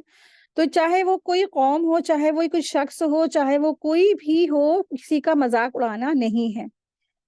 تو آپ دیکھیں کہ مذاق لوگ کیوں اڑاتے ہیں، کس وجہ سے مذاق اڑاتے ہیں؟ ایک شخص دوسرے شخص کا کوئی مذاق اڑاتا ہے یا استہزا کرتا ہے، یعنی اس سے مسخرہ پن اسی وقت کرتا ہے نا جب وہ اپنے آپ کو اس سے بہتر اور اسے اپنے سے حقیر یا کمتر سمجھتا ہے۔ حالانکہ اللہ کے ہاں تو ایمان اور عمل صالح کے لحاظ سے کون بہتر ہے اور کون نہیں، یہ آخرت پتہ چل جائے گا۔ تو اللہ کے یہاں عمل صالح اور ایمان میں کون اول ہے کون کمتر ہے، تو اس کا علم تو صرف اللہ تبارک تعالیٰ کو ہے۔ اسی لیے اپنے آپ کو بہتر اور دوسرے سے کمتر سمجھ کر کوئی بھی ایسا کوئی بھی انسان غلط فہمی میں مبتلا نہ ہو، نہ ہی کوئی کسی کا مذاق اڑائے۔ اور خاص کر کے اللہ تبارک تعالیٰ نے یہاں پر ارشاد فرمایا، عورتیں عورتوں کا مذاق اڑانا، نہ عورتیں عورتوں کا مذاق اڑائیں، ممکن ہے یہ ان سے بہتر ہو۔ اور خاص کر کے یہ جو عادت ہوتی ہے عورتوں میں کچھ زیادہ ہی ہوتی ہے، مطلب کچھ بھی اپنی بورنگ دور کرنے کے لیے، اپنے فالتو جو ٹائم میں برباد کرنے کے لیے لوگ کیا کرتے ہیں، کامیڈی کرتے ہیں، مسخرہ پن کرتے ہیں، مذاق اڑاتے ہیں، یہاں تک کہ سچ مچ یا جھوٹ موٹ کوئی بھی ایسی باتیں بکواس کر کر کے یا کوئی فیملی ممبر کی ہی نقل اتار کر کے یا اس کی بات یا انداز یا قول اور فعل کی نقل کر کے بس ہا ہا ہی ہو کرنا، مذاق اڑانا۔ تو یہ کیا ہے، خاص کر کے یہاں پر اللہ نے حکم دے دیا کہ ایسا نہیں کرنا۔ تو عورتوں میں یہ جو بیماری ہوتی ہے، یہ اخلاقی بیماری زیادہ پائی جاتی ہے، اس لیے عورتوں کا الگ سے ذکر کر کے انہیں بھی بطور خاص سے یعنی کہ اس مذاق کرنے سے روک دیا گیا ہے، منع کر دیا گیا ہے۔ تو کسی کا بھی کوئی مذاق نہیں اڑائے۔ اور اکثر دیکھا جاتا ہے کہ انسان اپنے دل کی بھڑاس، اپنے دل کا غصہ، اپنے دل کی جو ساری بات ہوتی ہے وہ مذاق مذاق پہ کہہ دیتا ہے، سامنے والے کو کہہ دیتا ہے۔ سامنے والا برا مانتا بھی ہے تو کہتا ہے ارے ہم تو مذاق کر رہے تھے، لو بھائی آپ تو مذاق کا برا مان گئے ہو، ہم تو مذاق کر، آپ سے تو مذاق بھی کرنے والا نہیں، اب تو مذاق میں بھی کیا ہے برا مان جاتے ہیں۔ تو یہ رویہ نہیں اپنانے کا، کیونکہ یہ کیا ہے، اللہ کے حکم کے خلاف ورزی ہے، ایسا کرنا اللہ کے حکم کے خلاف ہے۔ تو مذاق میں کسی کو کچھ بھی کہہ جانا، یہ کیا ہے، اللہ کے احکامات کے خلاف کام کرنا ہے۔ تو ان آیات میں اہل ایمان کو کچھ نصیحتیں فرمائی گئی ہیں۔ پہلے تو اللہ تبارک تعالیٰ نے یہی فرمایا ہے کہ لا یسخر قوم من قوم، کہ کوئی کسی کا مذاق نہیں اڑائے۔ چونکہ مردوں کا آپس میں زیادہ ملنا جلنا رہتا ہے اور عورتوں کا عورت سے زیادہ مل جل رہتا ہے، اس لیے خطاب فرمایا کہ مرد مردوں کا مذاق نہ اڑائے اور نہ عورتیں عورتوں کا مذاق بنائیں۔ اور اس کا یہ مطلب بھی نہیں ہے کہ مردوں کو عورتوں کا مذاق وہ اڑا سکتے ہیں یا عورتیں مردوں کا مذاق اڑا سکتے ہیں، نہیں، اس کی بھی اجازت نہیں ہے۔ کوئی بھی کسی کا مذاق نہیں اڑائے، نہ بچوں کا، نہ بڑوں کا، نہ بوڑھوں کا، نہ مرد عورت کا، نہ عورت مرد کا، نہ مرد مرد کا، نہ عورت عورت کا، کسی کا بھی نہیں۔ ساتھ ہی یہ بھی فرمایا گیا کہ ہنسی کرنے والوں کو اس کا کیا حق ہے کہ کسی کا مذاق بنائیں، اصل بڑائی تو ایمان اور عمل صالح سے ہے، اللہ تعالیٰ کے تو یہی قابل قبول چیز ہے نا۔ کوئی شخص دوسرے آدمی کی اعمال اور اندرونی جذبات یا اخلاص اور حسن نیت کو نہیں جانتا ہے، اور یہ بھی نہیں جانتا کہ یہ شخص اللہ تعالیٰ کے یہاں مقبول ہے، ایکسیپٹیبل ہے یا نہیں ہے۔ موت کے بعد کون کس سے افضل ہوگا اس کا بھی علم نہیں ہے اس کو۔ ہو سکتا ہے کہ جس کا مذاق بنایا جا رہا ہے وہ مذاق بنانے والے سے بہتر ہو، مردوں میں بھی یہی بات ہوتی ہے کہ عورتوں میں بھی یہی بات ہے۔ اگر موت کے بعد اپنے اچھے حال اور جس کا مذاق بنا رہے ہیں اس کی بدحالی کا یقین ہو جاتا ہے تو مذاق یا ہنسی اڑانے کی کوئی بات بھی تھی، لیکن جب اپنے ہی بارے میں علم نہیں کہ میرا کیا بنے گا آخرت میں، میرا کیا ہونے والا انجام، تو دوسرے کا مذاق بنانے کا مطلب ہی کیا ہے؟ کسی کا مذاق بنانے میں ایک تو پہلی چیز کیا ہے، گھمنڈ ہے، تکبر آتا ہے، کیونکہ نا مذاق بنانے والا یہ سمجھتا ہے کہ میں ایسا نہیں ہوں کہ جیسا وہ ہے۔ اگر اپنے حالات کو سامنے رکھتا ہے تو کسی کی بھی برائی اور غیبت کرنے اور کسی کا مذاق اڑانے کی ہمت نہیں ہوتی ہے۔ دوسرے کا مذاق بنانے میں تکلیف پہنچانا بھی، اور اس سے اس کو دلی تکلیف بھی ہوتی ہے جس کا مذاق بنایا گیا ہے، تکلیف۔ اور دیکھیں کسی کو تکلیف دینا کیا ہے، یہ حرام ہے۔ اللہ سبحانہ تعالیٰ نے دوسری یہاں پہ نصیحت فرمائی ہے، وَلَا تَلْمِزُوا أَنفُسَكُمْ، یعنی اپنی جانوں کو عیب نہ لگاؤ۔ اور یہ بھی بہت بڑی نصیحت ہے، کسی کو طعنہ دینا، اس کے جسم میں، بول چال میں، قد میں عیب ظاہر کرنا، یا زبان سے ہو یا اشارتاً ہو یا لیٹر میں لکھ کر یا موبائل میں لکھ کر یا خط میں لکھ کر یا چھاپ کر یا شبدوں میں، یہ سب باتیں آ جاتی ہیں۔ اگر کسی میں کوئی عیب ہے، کوئی موجود ہے عیب، تب بھی عیب ظاہر کرنے کے طور پر بیان کرنا حرام ہے۔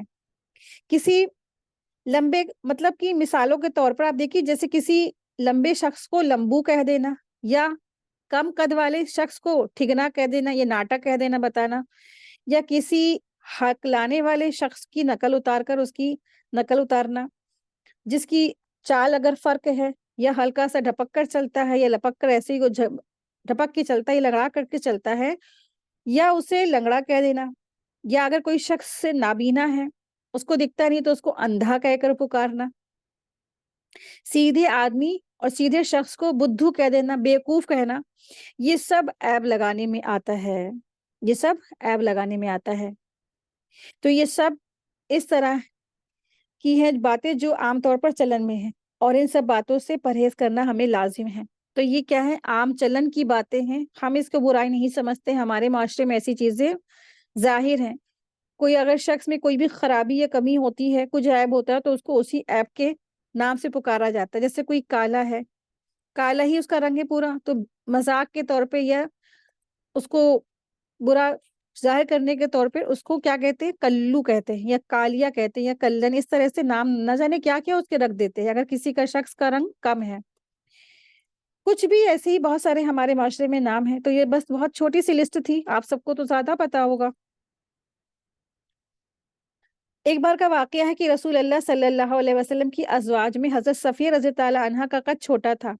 حضرت عائشہ رضی تعالیٰ عنہ نے بیان کیا کہ میں نے ایک مرتبہ رسول اللہ صلی اللہ علیہ وسلم کے سامنے ہی کہہ دیا کہ صفیہ کا قد بس اتنا سا ہے، یعنی مذاق کے طور سے ہاتھ سے اشارہ کر کے انہوں نے کہا تھا۔ آپ صلی اللہ علیہ وسلم نے ارشاد فرمایا، تم نے ایسا لفظ بولا ہے کہ اگر اسے سمندر میں ملا دیا جائے تو اسے بھی وہ خراب کر دے گا، یعنی کہ سارا کا سارا پانی کیا ہو جائے گا؟ خراب ہو جائے گا۔ ایک لفظ اتنا زیادہ اس کی جو خرابی ہے۔ اور اللہ سبحانہ تعالیٰ نے یہاں پر تیسری نصیحت فرمائی ہے، وَلَا تَنَابَزُوا بِالْأَلْقَابِ، کہ اور نہ ایک دوسرے کو برے لقب سے یاد کرو۔ ایک دوسرے کو برے لقب یعنی برے ناموں سے اور برے لقب سے نہ یاد کرنا، ٹھیک ہے؟ تو برا لقب دینے اور برے ناموں سے یاد کرنے کی مناہی فرمائی ہے، جیسے کسی مسلمان کو فاسق کہہ دینا، یا منافق، یعنی کہ ہے وہ مسلمان تو اس کو اس طرح سے کہہ دینا، منافق کہہ دینا، یا فاسق کہہ دینا، یا کافر کہہ دینا، یا اور کسی ایسے لفظ سے یاد کرنا کہ جس سے برائی ظاہر ہو اور اس سے منع کر فرمایا گیا ہو۔ اسی طرح کسی کو کتا کہہ دینا، گدھا کہہ دینا، خنزیر کہہ دینا، بندر کہہ دینا، کسی نئے نئے مسلمان شخص کو اس کے پہلے دن کی طرف جوڑ دینا، یعنی جو ایمان لے آیا اس سے پہلے وہ کیا تھا؟ ہندو تھا، یا یہودی تھا، یا نصرانی تھا، تو اس کو حالانکہ وہ ایمان لے آیا لیکن اس کو وہ یہودی کہتا ہے، یا ہندو کہتا ہے، یا نصرانی کہتا ہے، تو یہ برے لقب میں آتا ہے، یہ بھی حرام ہے۔ حضرت ابن عباس رضی اللہ عنہ نے فرمایا کہ آیت میں تنابزوا بالالقاب سے مراد یہ بھی ہے کہ کسی شخص نے کوئی گناہ یا برا عمل کیا ہو اور پھر اس سے توبہ کر لی ہو، تو اس کے بعد اس کو برے عمل کے نام سے پکارا جائے۔ جیسے کوئی چور ہے، وہ پہلے چوری کرتا تھا لیکن اب وہ چوری نہیں کرتا، اس نے توبہ کری، لیکن اس کو پکارا کیا جا رہا ہے معاشرے میں؟ چور، لوگ پکار رہے ہیں چور۔ اسی طرح سے زانی شخص کو زانی پکارنا، حالانکہ زانی نے زنا کے بعد توبہ کر لی، سب کر لیا، اس کو درے پڑ گئے، لیکن پھر بھی کیا ہے؟ معاشرے میں لوگ اس کو زانی کہہ کے پکارتے ہیں۔ یا کسی شرابی کو، حالانکہ اس نے شراب چھوڑ دی، توبہ کر لی، لیکن تب بھی لوگ اس کو معاشرے میں شرابی کہتے ہیں۔ اس طرح سے برے القاب سے پکارنا۔ ایک حدیث میں ارشاد ہے کہ جس نے اپنے مسلمان بھائی کو کسی گناہ کی وجہ سے عیب دار بتایا، یعنی عیب لگایا، تو یہ شخص اس وقت تک نہیں مرے گا جب تک خود اس گناہ کو وہ نہ کر لے۔ اتنی بڑی بات ہے۔ اللہ سبحانہ تعالیٰ نے فرمایا، بئس الاسم الفسوق بعد الایمان، اور ایمان کے بعد گناہ کا نام لگنا برا ہے۔ اس کا مطلب یہ ہے کہ تم مومن ہو اور اگر کسی کا مذاق بناؤ گے تو عیب لگاؤ گے، برے لقب سے یاد کرو گے، تو یہ کام کیا ہے؟ فسق ہے، گناہ کا کام ہے۔ اور اللہ سبحانہ تعالیٰ نے ارشاد فرمایا، وَمَن لَّمْ يَتُبْ فَأُولَٰئِكَ هُمُ الظَّالِمُونَ، اور جو گناہوں سے توبہ نہ کرے سو یہی لوگ کیا ہے؟ ظلم کرنے والے ہیں، ان کا ظلم ان کی جانوں پر ہے۔ تو دیکھیں کتنی بڑی بات ہے اس آیت میں، اور بہت جامع آیت ہے، اور کئی چیزیں ایسی اللہ سبحانہ تعالیٰ نے ہمیں فرمائی ہیں، منع فرمائی ہے ان کاموں کو کرنے سے جو ہم سب بے دھڑک کرتے ہیں، بے دھڑک کرتے ہیں۔ مذاق تو ہم سب بہت بات بات میں اڑاتے ہیں، اور مذاق تو یہاں تک کہ اپنے بچوں کو نہیں چھوڑتے، اپنے شوہروں کو نہیں چھوڑتے، اپنے بڑوں کو نہیں چھوڑتے ہیں۔ کسی کا بھی کچھ بھی ہو جاتا ہے، کچھ کسی کے کالک لگ گئی، یا کسی کے کچھ چہرے پہ بھر گیا، یا کوئی ہو گیا، تو بس مذاق اڑانا شروع۔ اور پھر یا تو ایسے برے لقب سے پکارتے ہیں، یا تو تانے ہی دیتے ہیں، یا برے لقب سے پکارتے ہیں کسی کو۔ بچوں کو نہ جانے کیا کیا مائیں کہہ ڈالتی ہیں، چھوٹے بھائی بہن کو نہ جانے کیا کیا انسان کہتا ہے۔ اور پھر آپ دیکھیں اپنے پڑوسی میں یا کسی سے جھگڑا اگر ہو گیا ہے تو بس اللہ رحم کرے، سارے کے سارے برے لقاب اسی کو دے دیے جائیں گے۔ تو یہ سب چیزوں سے منع فرمایا اللہ تبارک تعالیٰ نے۔ آیت دیکھیں، آیت نمبر 12 ہے، اور یہ بھی بہت ڈرانے والی آیت ہے۔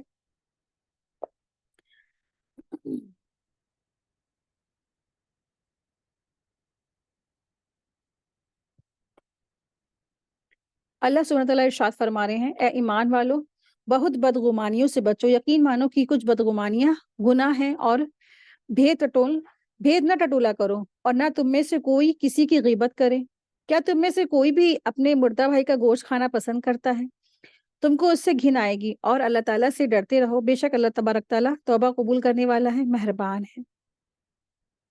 تو اللہ سبحانہ تعالیٰ نے ارشاد فرما دیا، ایمان والوں سے پھر خطاب ہے کہ اللہ نے منع فرمایا کہ بہت سی بدگمانیوں سے بچو، یقین مانو کہ بہت سی جو بدگمانیاں کیا ہیں، گناہ ہیں۔ تو اللہ تبارک تعالیٰ نے یہاں پہ 5ویں نصیحت دی ہے۔ اللہ تبارک تعالیٰ ارشاد فرما رہے ہیں، یا ایھا الذین آمنوا اجتنبوا کثیرا من الظن، اے ایمان والو بہت سے گمانوں سے بچو۔ ساتھ ہی یہ بھی فرمایا، ان بعد الظن اسم، بعض گمان گناہ ہوتے ہیں۔ بات دراصل یہ ہے کہ بدگمانی بہت سے گناہوں کا بیک گراؤنڈ ہوتی ہے، بہت سے لوگوں میں یہ بات پائی جاتی ہے، بات ہوتی ہے۔ آپ دیکھیں کہ بہت سے لوگوں میں کچھ باتیں ایسی ہوتی کہ ہوتی ہی نہیں ہے، جسے وہ صرف اور صرف اٹکل اور گمان سے طے کر لیا جاتا ہے، اور پھر اپنے گمان کے مطابق تہمتیں لگانا شروع ہو جاتی ہیں، یا غیبتیں شروع ہو جاتی ہیں۔ بدگمانیوں کی بنیاد پر جو باتیں کہی جاتی ہیں وہ آگے بڑھتی ہیں، اس سے آپس میں فتنہ فساد پھیل جاتا ہے۔ حالانکہ گمان اپنا ایک ذاتی خیال ہے، خیال کا صحیح ہونا ضروری نہیں ہے۔ تو ظن یا گمان ہے تو اس میں کیا ہے، نہ پڑھو، اس کو مت پھیلاؤ۔ اور پھر اللہ نے پھر حکم دیا، وَلَا تَجَسَّسُوا، کہ کسی کے ٹوہ میں نہ رہو۔ چھٹی نصیحت اللہ نے فرمائی یہاں پر کہ تم جاسوسی مت کرو، تم کسی کے ٹوہ نہ کرو، یعنی لوگوں کے عیبوں کا سراغ نہ لگاؤ، اور اس تلاش میں نہ رہو کہ فلاں شخص میں کیا عیب ہے اور تنہائی میں وہ کیا عمل کرتا ہے۔ یہ تجسس کا مرض جو ہے دراصل بہت برا ہے، بہت سے لوگ اس میں مبتلا ہوتے ہیں، انوالو رہتے ہیں، حالانکہ اس کا وبال بہت بڑا ہے۔ تو بہت سارے لوگ تجسس کرتے، اکثر لوگ پڑوسیوں کی تجسس میں لگے رہتے ہیں، یا ساس بہو، یا بہو ساس، یا نن بھاوج، یا بھاوج نن، یا دیورانی جیٹھانی کہاں گئی تھی، کدھر گئی تھی، بچوں سے پوچھا جا رہا ہے، فیملی کے ممبر جیسے چلے گئے، یا دیورانی جیٹھانی میں سے کوئی ایک چلا گیا تو اب بچے رہ گئے، بچوں سے ٹولی جا رہی ہے، اماں کہاں گئی تھی، کس کے پاس گئی، کہاں جانی تھی، کیا باتیں کر رہی تھی نا۔ اسی طریقے سے بہت سارے انسان تجسس کرتا ہے، تو دنیا اور آخرت میں اس کی سزا مل جاتی ہے، اور تجسس یعنی ٹو کرنے والا ذلیل ہو کر رہ جاتا ہے۔ اکثر ٹو میں بدگمانی کو استعمال کرنا پڑتا ہے، جس کی ممانعت اوپر معلوم ہوئی۔ مومن کا کام یہ ہے کہ اگر اپنے مسلمان بھائی کا کوئی عیب دیکھے تو اس کو وہ چھپائے، نہ کہ یہ کہ ایسے عیب کو پیچھے پڑ کر اس کے ٹوہ میں لگ جائے۔ حضرت عقبہ بن عامر رضی اللہ عنہ سے روایت ہے کہ رسول اللہ صلی اللہ علیہ وسلم نے ارشاد فرمایا، جس نے کسی کی کوئی ایسی چیز دیکھ لی جس کے ظاہر ہونے کو اچھا نہیں سمجھتا تھا، پھر اس کو چھپا لیا، تو اس کا اتنا بڑا ثواب ہے کہ جیسے کسی نے زندہ دفن کی ہوئی لڑکی کو زندہ کر دیا۔ تو ایسا پاسبل نہیں ہے نا کہ کوئی زندہ دفن لڑکی کو کیا ہے واپس لیا زندہ کر دے، تو یہ کیا ہے، اتنا بڑا ثواب ہے، تو ثواب اجر بہت بڑا ہے۔ یاد رہے کہ جس طرح کسی کے عیب یا گناہ یا بدحالی کا پتہ چلایا جائے، یہ سب تجسس میں داخل ہے، ٹو میں داخل ہے۔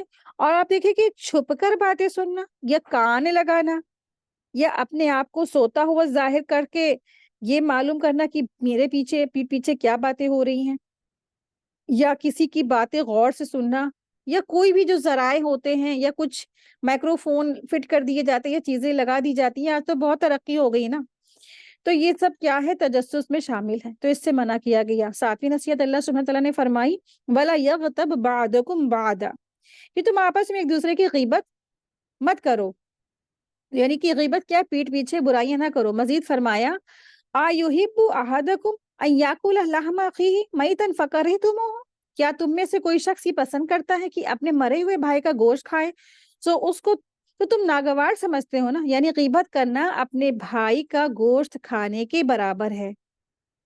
جیسے تمہیں مردے بھائی کا گوشت کھانا گوارا نہیں، اسی طرح غیبت کرنا بھی ناگوار ہونا ضروری ہے۔ تو کوئی شخص ایسا نہیں، یہاں تک کہ جو سب سے پہلا دنیا میں جو قتل ہوا، قابیل نے حابیل کو قتل کیا، تو قابیل نے بھی اتنا زیادہ حسد دشمن ہونے کے بعد بھی اپنے بھائی کو اس نے کھانا نہیں گوارا سمجھا نا، اس کو دفن کرنا گوارا سمجھا۔ تو کیسا ہی جہنی دشمن ہو، کوئی بھی ایسا نہیں ہوگا جو اپنے بھائی کا مردار گوشت کھا لے، مردار بھائی کا اپنے جسم، اس کے بھائی کا وہ گوشت کھا لے، جتنا بھی غیر گزرا ہے، تو ہر ایک کو ناگوار ہوگا۔ تو بات یہ ہے کہ غیبت بہت بری چیز ہے، دنیا میں کچھ محسوس نہیں ہوتا کہ قیامت کے دن جب انسان کو اتنی چھوٹی سی زبان کی جو کھیتیاں کاٹنی پڑیں گی نا، اس وقت احساس ہوگا کہ ہائے ہم نے تو کیا کیا، لیکن اس وقت کا پچھتانا کچھ کام نہیں آئے گا، کچھ کام نہیں آئے گا۔ اب اس بات کو سمجھے کہ غیبت کیا چیز ہے۔ حضرت ابو ہریرہ رضی اللہ عنہ سے روایت ہے کہ رسول اللہ صلی اللہ علیہ وسلم نے صحابہ سے سوال کیا، کیا تم جانتے ہو غیبت کیا ہے؟ عرض کیا اللہ اور اس کا رسول ہی زیادہ جاننے والے ہیں۔ آپ صلی اللہ علیہ وسلم نے فرمایا کہ تمہارا اپنے بھائی کو اس طرح یاد کرنا کہ اسے برا لگے، تو یہ غیبت ہے۔ ایک شخص نے عرض کی کہ جو بات میں بیان کر رہا ہوں اگر وہ میرے بھائی کے اندر موجود ہو تو اس کے بیان کرنے میں کیا بارے میں ارشاد فرمائیے، تو اسے بیان کرنے کے بارے میں کیا ارشاد ہے؟ آپ صلی اللہ علیہ وسلم نے ارشاد فرمایا اگر تیرے بھائی میں وہ عیب کی بات موجود ہے جسے تو بیان کرتا ہے تو تب بھی وہ غیبت ہے، اور اگر تو نے کوئی ایسی بات بیان کی جو اس کے اندر نہیں ہے تب تو نے اس کے اوپر بہتان گڑا ہے، بہتان غیبت سے بھی بڑا ہے۔ تو حدیث سے معلوم ہوتا ہے کہ کسی کا عیب جو اس میں ہو بیان کرنا ہی کیا ہے، غیبت ہے۔ تو غیبت کی تعریف کیا ہے؟ کسی کے اندر ایسا عیب جو اس کے اندر موجود ہو، اس کے منہ پر کہا جائے یا اس کے پیٹھ پیچھے کہا جائے تو یہ غیبت ہے۔ اور اگر جھوٹی بات کسی کے ذمے لگا دی جائے جیسے بہتان ہے، تو اس کے اندر اگر وہ عیب ہے بھی نہیں، اس کے اوپر لگا دیا، الزام لگا دیا، تو دراصل یہ کیا ہے، بہتان ہے۔ تو اس میں دو گنا گناہ ہے، غیبت سے بڑھ کر کیا ہے، بہتان ہے، ڈبل گناہ۔ تو ایک گناہ تو کیا ہے، تہمت لگانا، اور دوسرا کیا ہے، غیبت کرنے کا، تو ڈبل گناہ پڑے گا اس کے اوپر۔ رسول اللہ صلی اللہ علیہ وسلم نے یہ فرمایا جو آدمی جو اپنے بھائی کو ایسے طریقے پر یاد کرنا جس سے اسے ناگواری ہو، تو اس سے یہ بات معلوم ہوئی کہ سامنے کہنا بھی غیبت ہے، ٹھیک ہے۔ تو بہت سے لوگ سمجھتے ہیں ہم تو جو ہوتا ہے ہم تو منہ پہ کہہ دیتے ہیں، ہم تو پیٹھ پیچھے نہیں کہتے، لیکن کیا ہے، اگر کسی کے اندر کوئی بات برائی بھری ہوئی ہے اس کے منہ پہ ہم اس سے کہہ رہے ہیں تو یہ بھی کیا ہے، غیبت ہے۔ اور تہمت لگانا بھی غیبت میں بھی شامل ہے، کیونکہ نا یہ دونوں چیزیں سننے والے کو ناگوار ہوتی ہیں۔ غیبت کی بنیادیں یہ ہیں کہ جس شخص کے بارے میں کچھ کہا جا رہا ہے اسے برا لگے، سامنے والے، وہ چاہے سامنے ہو چاہے پیٹھ پیچھے ہو، غیبت، یہ سب کچھ کیا ہے، غیبت ہوگا۔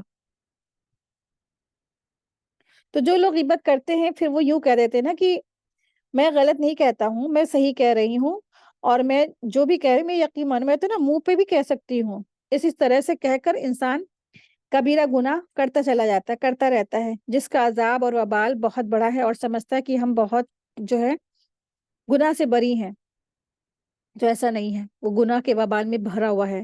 غیبت کا تعلق چونکہ حقوق العباد سے ہے، اسی لیے غیبت سے بچنے کا اہتمام کرنا بہت سخت ضروری ہے۔ ایک مرتبہ رسول اللہ صلی اللہ علیہ وسلم نے ارشاد فرمایا غیبت زنا سے بھی زیادہ سخت ہے۔ عرض کیا گیا یا رسول اللہ غیبت زنا سے زیادہ سخت کیسے ہے؟ آپ صلی اللہ علیہ وسلم نے فرمایا ایک شخص زنا کرتا ہے پھر وہ توبہ کر لیتا ہے تو اللہ تعالیٰ اسے معاف کر دیتا ہے، اور کسی شخص کی غیبت وہ کرتا ہے اور اس وقت تک اس کی مغفرت نہیں ہوگی جب تک وہ شخص اسے خود نہ معاف کرے جس کی غیبت کی گئی ہے۔ اتنی بڑی اس کی توبہ کی جو کفارہ ہے. ٹھیک ہے, تو کتنا بڑا کفارہ ہے. اور جو انسان کی عادت ہے کہ ان کی برائی ان کی برائی ان کی غیبت, کس کس سے انسان مغفرت کی جو ہے معافی مانگے گا کہ مجھے معاف کر دیا. تو پھر آپ پہلے اس کی غیبت کرے, پھر جا کے اسی سے آپ معافی مانگے, تو اس سے تو بیٹر ہے نا کہ انسان خاموش رہے, صبر کرے اور اللہ سے کہے جو بات بری لگ رہی کسی کی. تو بات دراصل یہ ہے کہ غیبت کرنے میں حقوق اللہ اور بندے کا حق دونوں کا ضائع کرنا ہے. اللہ تعالیٰ نے چونکہ غیبت کرنے سے منع فرمایا ہے, اسی لیے غیبت کرنا حرام ہے اور کبیرہ گناہ ہے. ایک حدیث میں ہے غیبت کا کفارہ یہ ہے کہ تو اس کے لیے استغفار کرے جس کی غیبت کی گئی ہے, اور دعا کرے کہ اے اللہ ہماری اور اس کی مغفرت فرما دیجئے. یہاں تک کی ہے کہ ایک حدیث میں آتا ہے کہ جس شخص کی غیبت کی گئی ہے تو اس کے لیے اللہ سے یہ دعا کرنا کہ اللہ تعالیٰ اسے اپنی قرب عطا فرما دے. حضرت انس رضی اللہ عنہ سے روایت ہے کہ رسول اللہ صلی اللہ علیہ وسلم نے ارشاد فرمایا کہ جس رات کو مجھے معراج کرائی گئی ایسے لوگوں پر میرا گزر ہوا جن کے تانبے کے ناخن تھے اور وہ ان سے اپنے چہرے کو اور سینے کو چھیل رہے تھے. میں نے جبریل سے پوچھا کہ یہ کون لوگ ہیں, تو انہوں نے بتایا کہ یہ وہ لوگ ہیں جو لوگوں کو بے آبروائی کرتے تھے, یعنی کہ ان کی غیبت کرتے تھے. غیبت کرنے والے آیت کریمہ پر اور اس سلسلے کی وعیدوں پر غور کریں کہ جس طرح غیبت کرنا حرام ہے نا, اسی طرح غیبت سننا بھی حرام ہے. ٹھیک ہے, غیبت کرنا جیسے حرام ہے اسی طرح غیبت سننا بھی حرام ہے. اگر کوئی شخص غیبت کی اور کسی شخص کی غیبت کی یا کر رہا ہے تو سننے والے پر لازم ہے کہ اسے روک دے, اس کی بات کو کاٹ کر دے, یعنی چپ کرا دے, اس کو خاموش کرا دے یا وہاں سے اٹھ کر چلا جائے. تو جس کی جب غیبت ہو رہی ہوتی ہے نا, تو اس کی طرف سے کیا ہے, یا تو پھر دفاع کر دے, یا جس کی غیبت کر رہا ہے اس کی طرف سے کیا ہے, بچاؤ کرے, دفاع کرے. اور جو غیبت ہوتی ہے ایسا نہیں ہے غیبت زبان سے ہوتی ہے. غیبت کیا ہے, زبان سے بھی ہوتی ہے اور لکھ کر بھی ہوتی ہے اور آنکھوں سے بھی ہوتی ہے, ہاتھ سے بھی ہوتی ہے, سر کے اشاروں سے بھی ہوتی ہے. طرح طرح سے غیبت لوگوں کی ہو جاتی ہے, یعنی کہ اشاروں سے ہی لوگ کر دیتے ہیں نا کہ دیکھو دیکھو ایسے ہو رہا ہے یا ویسے ہو رہا ہے. رسول اللہ صلی اللہ علیہ وسلم نے ارشاد فرمایا کہ جس کسی مسلمان کی کسی جگہ بے حرمتی کی جا رہی ہو اور اس کی آبرو گھٹائی جا رہی ہو, وہاں جو شخص موجود ہو تو اس کی مدد نہ کرے, یعنی برائی کرنے والوں کو اس کے عمل سے نہ روکے. اللہ تعالیٰ ایسی جگہ اسے بغیر مدد کے چھوڑے گا جہاں وہ اپنی مدد کا خواہش مند ہوگا. اور جس کسی مسلمان کی ایسی جگہ مدد کی جہاں اس کی آبرو گھٹائی جا رہی ہو اور بے حرمتی کی جا رہی ہو, تو اللہ تعالیٰ اس شخص کی ایسی جگہ مدد فرمائے گا جہاں وہ اپنی مدد کا خواہش مند ہوگا. ان روایت سے معلوم ہوا کہ غیبت کرنا بھی حرام ہے اور غیبت سننا بھی حرام ہے. اگر کسی کے سامنے کوئی شخص کسی کی غیبت کرنے لگے تو اس کا دفاع کرنا ضروری ہے, اس کا بچاؤ کرے, ورنہ وہاں سے وہ ہٹ جائے, خاموش ہو جائے, چلا جائے. آیحب احدکم ان یاکل لحم اخیہ میتا فکرہتموہ, کیا تم یہ پسند کرتے ہو کہ تم اپنے مرے ہوئے بھائی کا, مردار بھائی کا گوشت کھانا تمہیں پڑے, تو اس کو تو تم ناپسند کرو گے نا.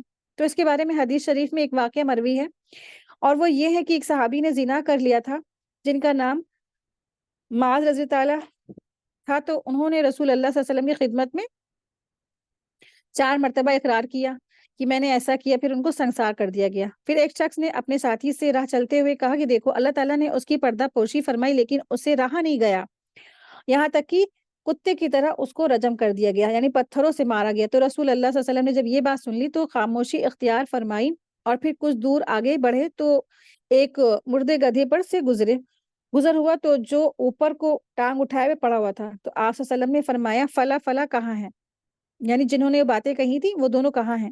تو انہوں نے عرض کیا یا رسول اللہ صلی اللہ علیہ وسلم ہم حاضر ہیں. فرمایا تم دونوں اترو اور اس مردار گدھے کی لاش کو کھا جاؤ. تو انہوں نے عرض کیا یا رسول اللہ ہم میں سے کون کھا سکتا ہے اسے مردار گدھے کو. تو آپ صلی اللہ علیہ وسلم نے فرمایا وہ جو ابھی تم نے اپنے بھائی کی بے عزتی کی ہے وہ اس گدھے کی لاش کھانے سے زیادہ سخت ہے. قسم ہے اس ذات کی جس کے قبضے میں میری جان ہے, بے شک وہ اس وقت جنت کی نہروں میں گوتے لگا رہا ہے. ٹھیک ہے, جس کو رجم کیا گیا, جس نے سچی توبہ کر لی گئی, وہ جنتوں میں ہے, نہروں میں گوتے لگا رہا ہے. لیکن جنہوں نے اتنی سی بات کہہ دی اب ان کے لیے کیا ہے, وعید ہے. تو مردہ شخص کی بھی غیبت کرنا حرام ہے۔ اس حدیث سے پتہ چلتا ہے جس طرح زندوں کی غیبت نہیں کر سکتے اسی طرح مردوں کی بھی غیبت نہیں کرتے۔ تو آپ دیکھیں یہ ضروری نہیں کہ زبان سے ہی غیبت کی جائے، چغلی کی جائے۔ تو غیبت تو وہی ہے کہ انسان آنکھوں کے اشارے سے کرتا ہے، ہاتھ کے اشارے سے کرتا ہے، نقل اتارنے سے بھی غیبت ہوتی ہے، کسی کی اولاد میں عیب نکالنے سے بھی غیبت ہوتی ہے، کسی کی بیوی کا کوئی بھی عیب بیان کر دینا، اس میں دوہری غیبت ہے۔ باپ کی بھی غیبت ہوتی ہے، اولاد کی بھی غیبت ہوتی ہے، بیوی کی بھی غیبت ہے اور شوہر کی بھی غیبت ہوتی ہے۔ تو بہت سے لوگوں کو غیبت کا ذوق و شوق ہوتا ہے، جس سے بھی ملتے ہیں، جہاں ملتے ہیں کسی نہ کسی کی برائی یا تذکرہ کرنا شروع کر دیتے ہیں۔ آخرت کے عذاب سے بچنے کی انہیں کوئی فکر نہیں ہوتی ہے۔ تو اتنا بڑا عذاب ہے، اللہ تبارک تعالیٰ نے فرمایا ہے کہ ایسا ہے کہ جیسے تم نے مرے ہوئے بھائی کا گوشت کھایا ہے۔ تو اللہ تبارک تعالیٰ سے دعا ہے کہ اللہ سبحانہ تعالیٰ ہم سب کو ان تمام برائیوں سے حفاظت فرمائے۔ اللہ تبارک تعالیٰ ہم سب کا نفس کا تزکیہ فرمائے، اور آئندہ ہم سب جو ہے اس گناہوں سے بچ بچ کے چلیں۔ اور اللہ تبارک تعالیٰ سے دعا ہے کہ اللہ تبارک تعالیٰ ہم سب کی مغفرت فرمائے، ہم سے جو گناہ ہوئے ہیں، جو کوتاہیاں ہوئی ہیں، اللہ ہم سے مغفرت فرمائے، درگزر فرمائے، آمین یا رب العالمین۔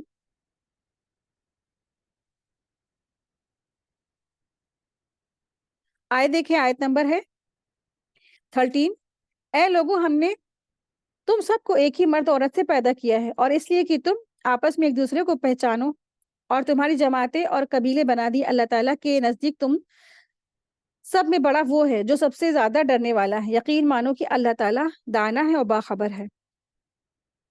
تو اللہ تبارک تعالیٰ ارشاد فرما رہے ہیں کہ اس نے تمام انسانوں کو ایک ہی نفس سے پیدا فرمایا ہے، یعنی حضرت آدم علیہ السلام سے، پھر انہی سے ان کی بیوی حوا علیہ السلام کو پیدا فرمایا ہے، اور دونوں کی جو مثالیں اس لیے لائے تاکہ نسل انسانی کی وقع ہو، یعنی کہ انسانوں کی پھیلاؤ ہو۔ اور پھر اللہ تبارک تعالیٰ فرما رہے کہ تم میں جو سب سے زیادہ نزدیک، میرے تو نزدیک سب سے زیادہ وہی ہے کہ جو کیا ہے، سب سے زیادہ تقوی والا ہے، سب سے زیادہ تقوی ہے والا۔ تو ان اکرمکم عند اللہ اتقاکم، بہت پیاری آیت ہے کہ جو اللہ تعالیٰ سے زیادہ ڈرتا ہے وہی اللہ تعالیٰ کیا بہت زیادہ عزت والا ہے۔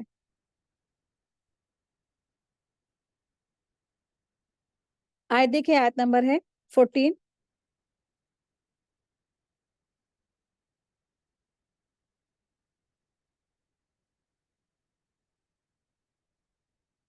دیہاتی لوگ کہتے ہیں کہ ہم ایمان لائیں، تو آپ کہہ دیجئے کہ در حقیقت تم ایمان نہیں لائے، لیکن تم یوں ہی کہو کہ ہم مطیع ہو گئے، یعنی مخالفت چھوڑ کر مطیع ہو گئے، کیونکہ ابھی تک تمہارے دلوں میں ایمان داخل ہی نہیں ہوا۔ تم اگر اللہ کی اور اس کے رسول کی فرما برداری کرنے لگو گے تو اللہ تعالیٰ تمہارے اعمال میں سے کچھ بھی کام نہ کرے گا، کچھ بھی کم نہیں کرے گا، بے شک اللہ تعالیٰ بخشنے والا ہے، مہربان ہے۔ آیت 15، 16 اور 18، 17 اور 18 دیکھیں۔ مومن تو وہ ہے جو اللہ پر اور اس کے رسول پر پکا ایمان لائے، پھر شک و شبہ نہ کرے، اور اپنے مالوں میں سے اور اپنی جانوں میں سے راہ الہی میں جہاد کرتے رہیں، یہی سچے راست باز ہے۔ آیت 16۔ کہہ دیجئے کہ کیا اللہ تعالیٰ کو اپنی دینداری سے آگاہ کر رہے ہیں؟ اللہ تعالیٰ تو ہر چیز سے جو آسمانوں میں ہے اور زمین میں ہے بخوبی آگاہ ہے، اور اللہ تعالیٰ ہر چیز کا جاننے والا ہے۔ اپنے مسلمان ہونے کا تجھ پر احسان رکھتے ہیں تو کہہ دیجئے کہ اپنے مسلمان ہونے کا احسان مجھ پر نہ رکھو، بلکہ دراصل اللہ تعالیٰ کا تم پر احسان ہے کہ اس نے تمہیں ایمان کی ہدایت دی، اگر تم راستہ گو ہو۔ یقین مانو کہ آسمان اور زمین کی پوشیدہ باتیں اللہ تعالیٰ خوب جانتا ہے، اور جو کچھ تم کر رہے ہو اللہ سے دیکھ رہا ہے۔ تو اس آیات میں دراصل جو عربی لوگ اسلام میں جو داخل ہوتے ہیں، اپنے ایمان کا بڑا چڑھا کر دعویٰ کرتے تھے، تو حالانکہ دراصل ان کے دل میں ابھی تک ایمان کی جڑیں مضبوط نہیں، یعنی کہ منافقوں کا یہاں پہ طرز عمل ہے، اور اللہ تبارک تعالیٰ نے ان کو یہ دعویٰ کرنے سے روکا ہے۔ یہ کہتے تھے کہ ہم ایمان لائیں، تو اللہ تعالیٰ نے اپنے نبی کو حکم دیا کہ چونکہ ابھی تک تو ایمان تو تمہارے دلوں میں داخل نہیں ہوا ہے، اور تم یوں نہ کہو کہ ہم کیا ہے ایمان لائے، بلکہ تم یوں کہو کہ ہم مسلمان ہوئے، یعنی اسلام لائے ہیں، ابھی نبی کی اطاعت میں آئے ہیں۔ تو الحمدللہ آج کا ہمارا لیسن مکمل ہوا۔ وآخر دعوانا ان الحمدللہ رب العالمین۔ سبحانک اللہم و بحمدک اشہد ان لا الہ الا انت استغفرک و اتوب الیک۔ السلام علیکم ورحمۃ اللہ وبرکاتہ۔ جزاکم اللہ خیرا کثیرا۔